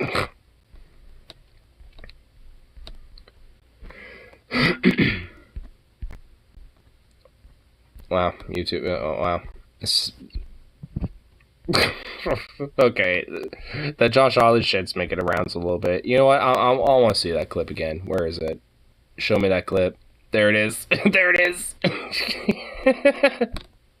Oh my god. You guys see Josh Ollie run like a little bitch, even though he was all like, yeah, proud of you, insurrectionist fucking traitors. Yeah, that's right, brother. In the meantime, he's just doing this.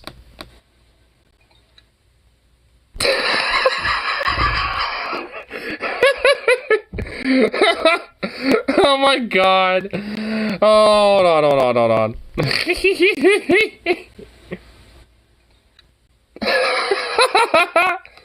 And they got it with the slow-mo.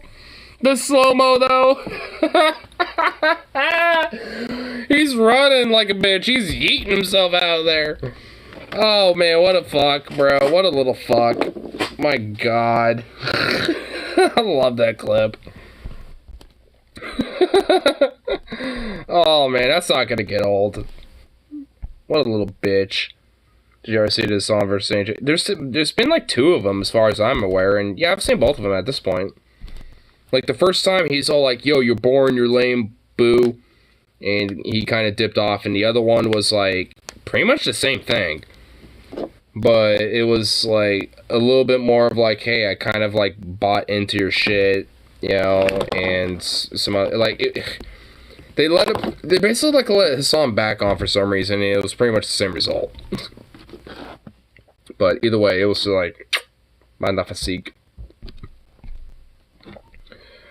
Especially, like, I mean, I've already seen a couple of YouTube shorts and stuff. Like, I'll, like, you know, scroll through that sometimes, and his shit will pop up, and it's just like, I can immediately tell he's just, like, another one of these, like, hyper-masculine. He's, like, kind of like Jordan Peterson type, but, like, more of a cultish Ponzi scheme fuck, and just hyper-insecurely masculine and shit. And it's just like, oh my god, what a freak. But he's not really saying anything much different than, like, what motherfuckers like Jordan Peterson say, but being far more masculinely, toxically blunt about it. And he also literally looks like a bean. Like, without his glasses, like, I see why he wears sunglasses, like, even indoors all the time, because without them, he literally looks like a fucking, like, some form of a bean. I don't know what type of bean, but he looks like a bean, like a gazpacho bean or some shit. I don't fucking know. Maybe like a bean that we haven't discovered yet on this planet yet. He just looks like an unknown alien bean.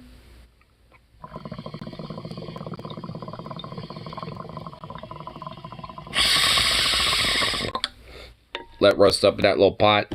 Make like a little chili with out of. Make a little Andrew Tate bean chili.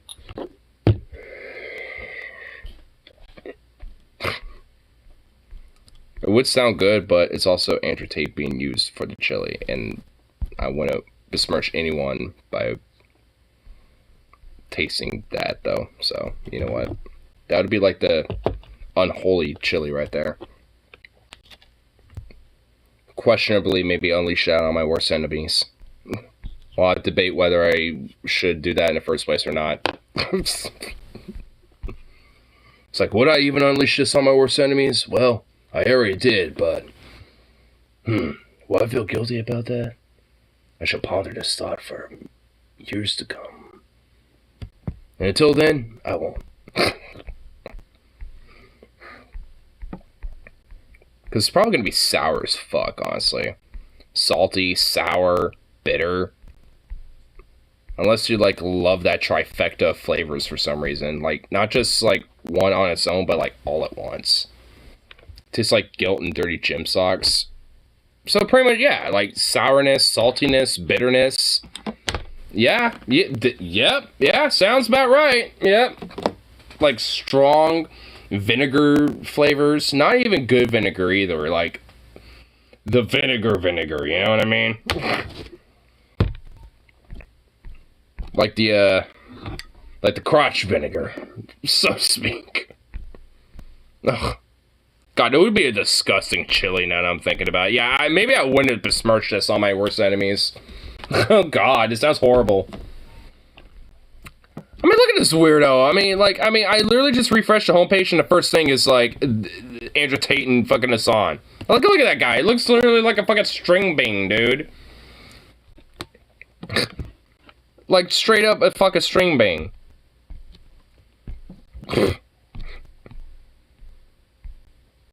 But, oh, yes, I'm such a masculine, confident man. Here, give me your money so I can grift off of you and make a little, like, weird, masculine, strongman cult. Yeah. Where, basically, women are literally property in my mind.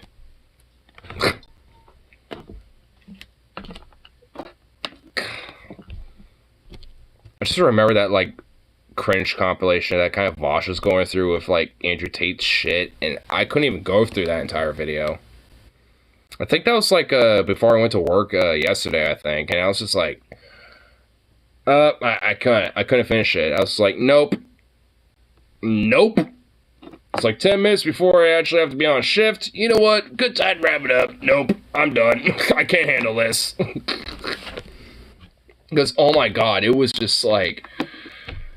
I don't even know what caused me to bail out. It was, I don't even know what he said. I think I just repressed that part of me now because it was just so cringe. I really honestly don't even remember, and I don't even want to, because it's just, oh my god, I couldn't even handle it. I was like, wow, this guy is some exceptional fucking stupid.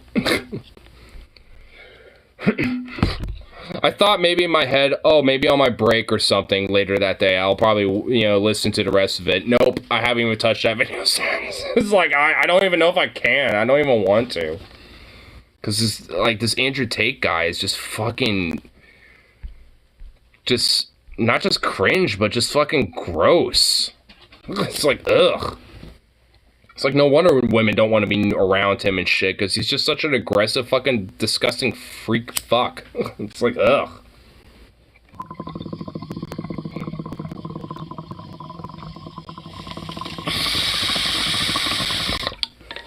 He's like, he ain't just sexist, he's like a fucking sexist pig. Like, it deserves that venom. Could play Megadeth's new song on stream or demonetize. Yeah, Megadeth, same thing. Like, I could get away with certain shit like the Dead Kennedys because their record label, Alternative Tentacles, that's held by Gel Biafra, like, they're not gonna be like that stringent about shit. So it's like certain, like, I could get away with certain shit just because I know, like, their record label isn't gonna be that hardcore about shit. And even if they are, they're probably going to be more like, oh, we'll let ads be on your video or some shit.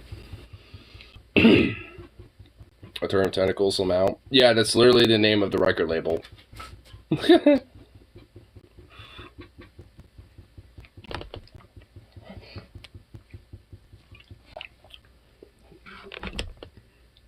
Yeah.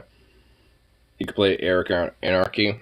I mean, I would, but like I said, though, like, I mean, he really needs to work on his, like, I've been mentioning, like, I mean, I think, like, this is, like, the 4th time now, but here, I'll play some of his stuff. Or at least one of his songs. You know, I'll pull the screen up. Because he does have, like, a YouTube topic little thing where he has his, albums up here. He's more of a meme than anything. Yeah, it looks like he has, like, had people with him. You know, so lyric video, so yeah.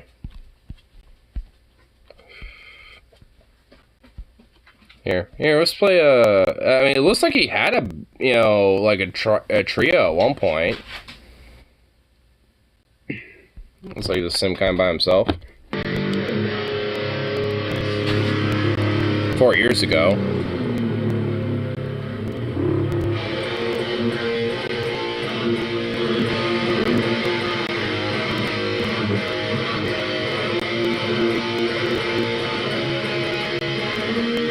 Advanced here, but nice.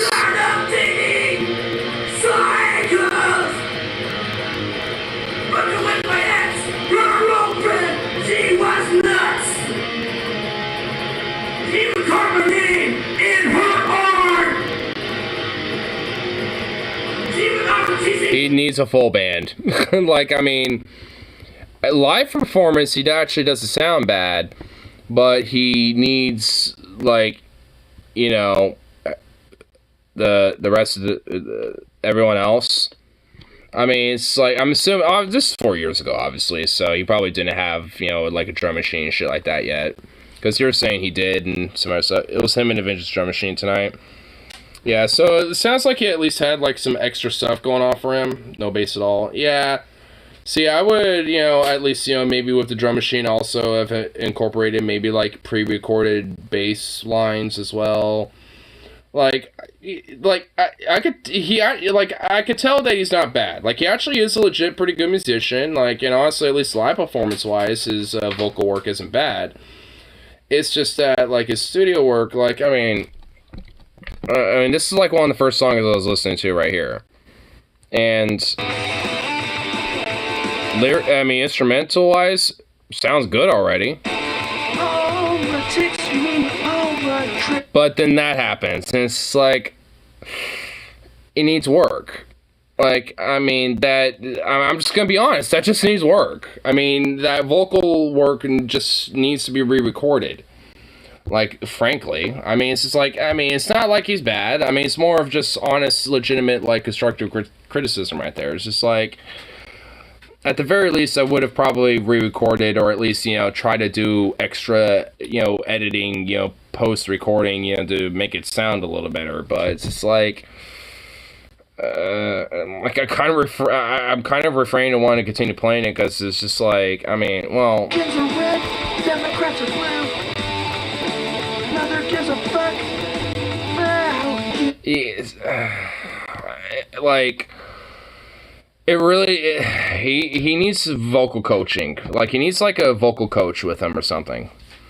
Because, like, that no one gives a fuck should have been like, no one gives a fuck. It should have been a lot more like that or something like that. It should have been some more emphasis or something. Like, not that. Like, I know that much. So he definitely needs some work, but I mean, instrumental-wise, he's definitely, he's got something. Like, he definitely does. He just needs to get other people together. Like, so, he's not a good vocalist. Yeah, like, that's for sure. Like, he either needs a vocal coach or somebody, to get with him, that is a better vocalist that, could predominantly take that role. I think it's all part of the Anarchy name. At that point, it's just, I don't know, like, if it is, it's like, it works to a degree, but you need, like, a legit kind of more of a fuller band a little bit. Like, you need at least, like, 2 other people with you, at least, or even a duo, at least. You keep the drum machine and work with that, but, like, at least have, like, somebody else, I don't know, like, it's more of just a constructive criticism, because he's definitely got the talent. He's definitely, good, musician-wise, good. It's just vocal stuff, especially, it's just, like, really needs some work on. I mean, again, it's like, I definitely admire and respect, that he's just doing it anyway and saying, fuck it, but, like, definitely should probably, try to work on some shit a little bit. But he's definitely got something, though. He's definitely got some shit there.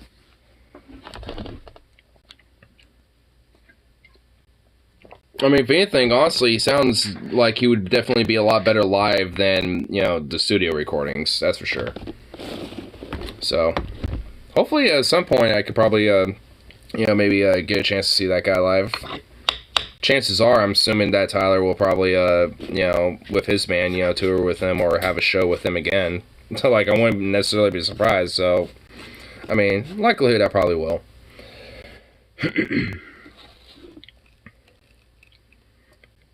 It's just that, like, our other coworker who's new, who's also kind of, a fentanyl slash meth guy that's just, like, really falling back on that again. Like, despite trying to get himself off of that shit, it's just, like, if he wasn't, like, going for that shit, like, it would have been a little bit more, means able to, fucking, potentially go to that show and shit, but he just wasn't exactly, 100%, like, he's just not exactly just 100% just period, honestly, it's just, like, but definitely not a bad dude, though.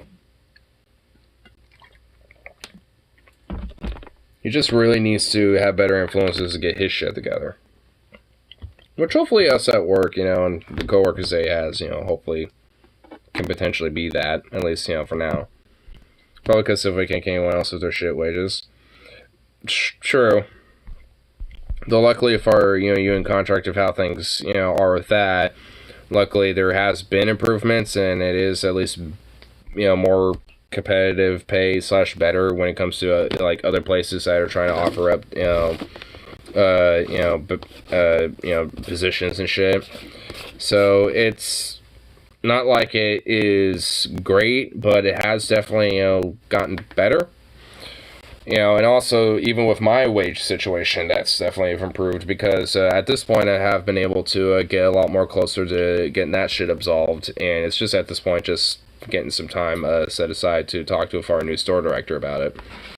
Because especially knowing her, and her being also very nice, I've noticed this about her, she's actually nice. So it's like she will actually, like, so she just strikes me as someone who will actually, get that shit fixed. So as long as we can, just, especially at our department, just make sure she stays on our good side, then that shit will definitely be fixed lickety split. So, I'm hoping.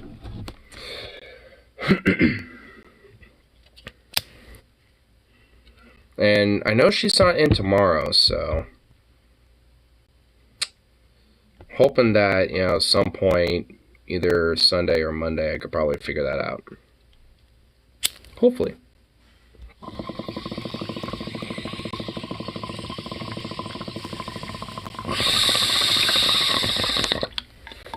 It's so weird to have a store director. It's actually nice. It actually feels weird, but awesome.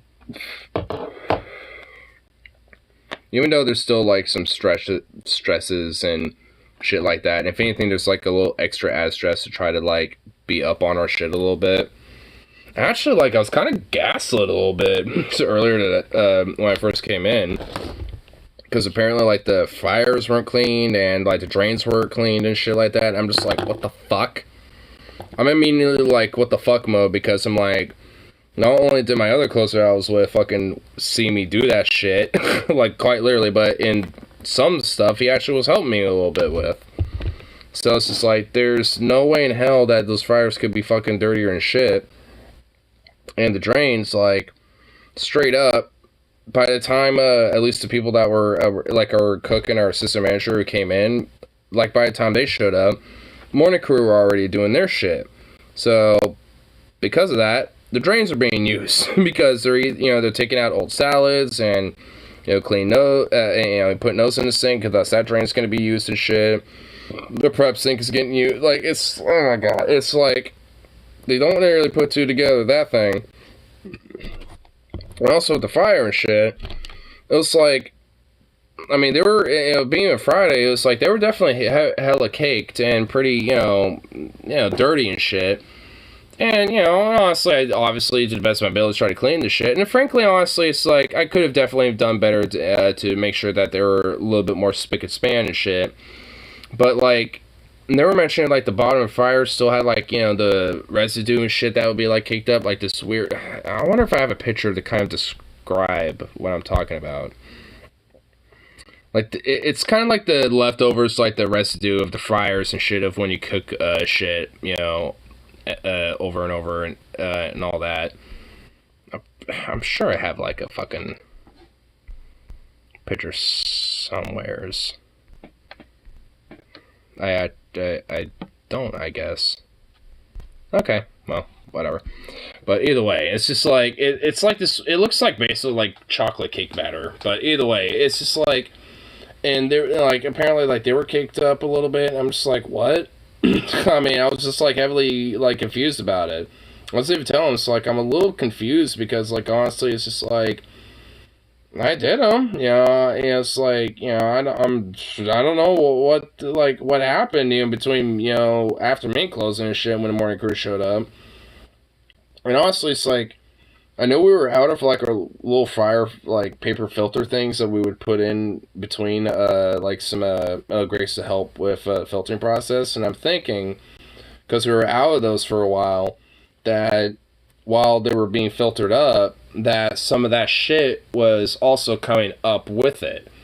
And when it was done filtering, at the end of it, there would be some of that shit at the bottom of it, thus have a little bit of that residue left over, which would have been filtered through, and it's just like, well, I mean, if we were out of those fryer filter, paper filters for the overall, like, filters themselves and shit, then that's probably going to happen. And it's just like, and later today, I didn't really put that two together until like until they left. I'm like, honestly, thinking about it and shit, it could have been like, because I didn't have the paper filters and shit. Actually, no, it wasn't before they left. It was just before they left. Like, I was mentioning it to them after they left. It's like, I was just kind of thinking about it, but blah, blah, blah, blah, blah. I was like, with the paper filters. And they're like, oh, maybe that was what it was. But anyways, like, just trying to make sure it's, like, a little better and spick and span and stuff, blah, blah, blah.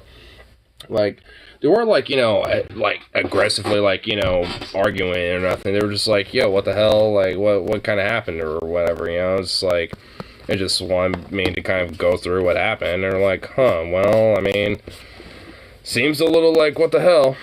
I mean, or, in a sense, not really at me directly and shit.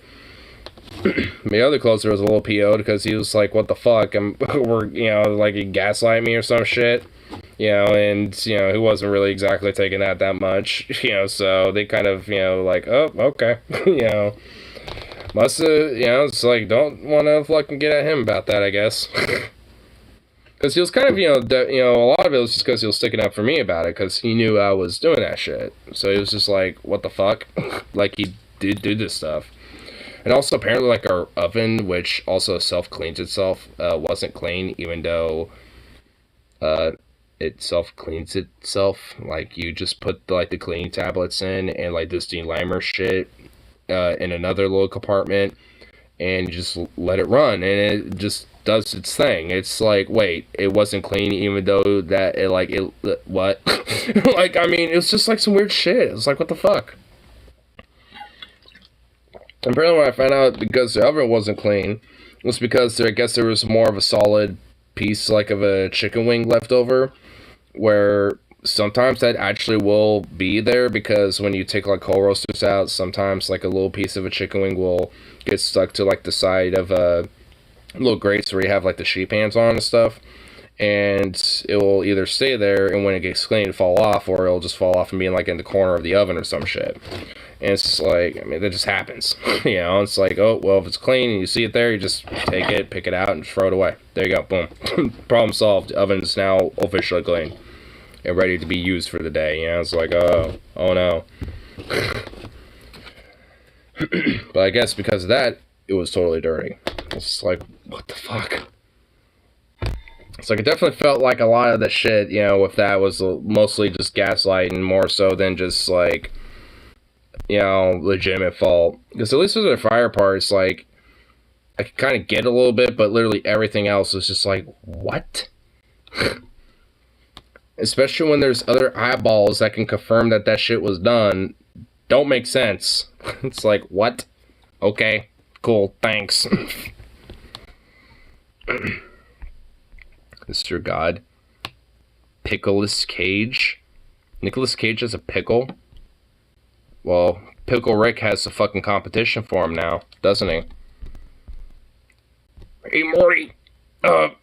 You know how you said I was a pickle, right? Well, Morty, we got competition. We got competition, Morty.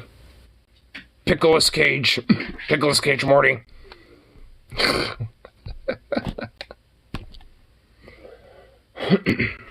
Oh my goodness. Oh, I thought Sokov was batting at the door. He's actually dreaming. His little dream kicks.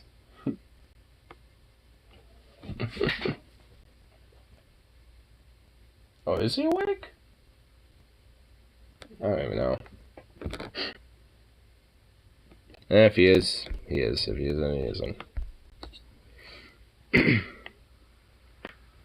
Ooh. Oh, that felt good.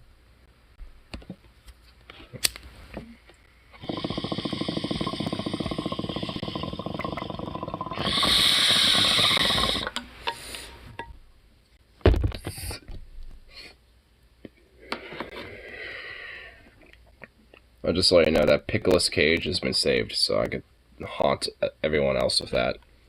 I'm going to spread the enlightenment of Pickles Cage and just disturb everybody with it, I know. Just make them embrace their new Lord and Savior, Pickles Cage, their new God.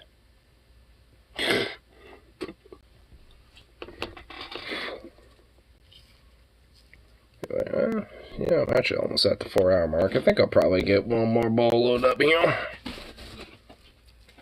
Then wrap it up, get myself some food and all that fun shit. And, I have to go to work at 2 tomorrow instead of 3. Boo! Ugh, that sucks. I don't wanna, but I have to. Ugh, lame. My next day off ain't until Thursday. Ugh, even more lame. That's like exceptional lameness right there. Exceptional lameness.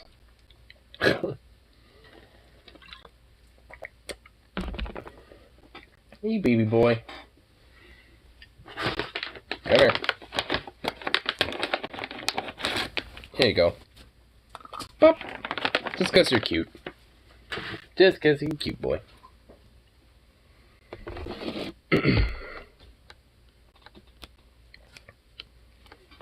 Anyway.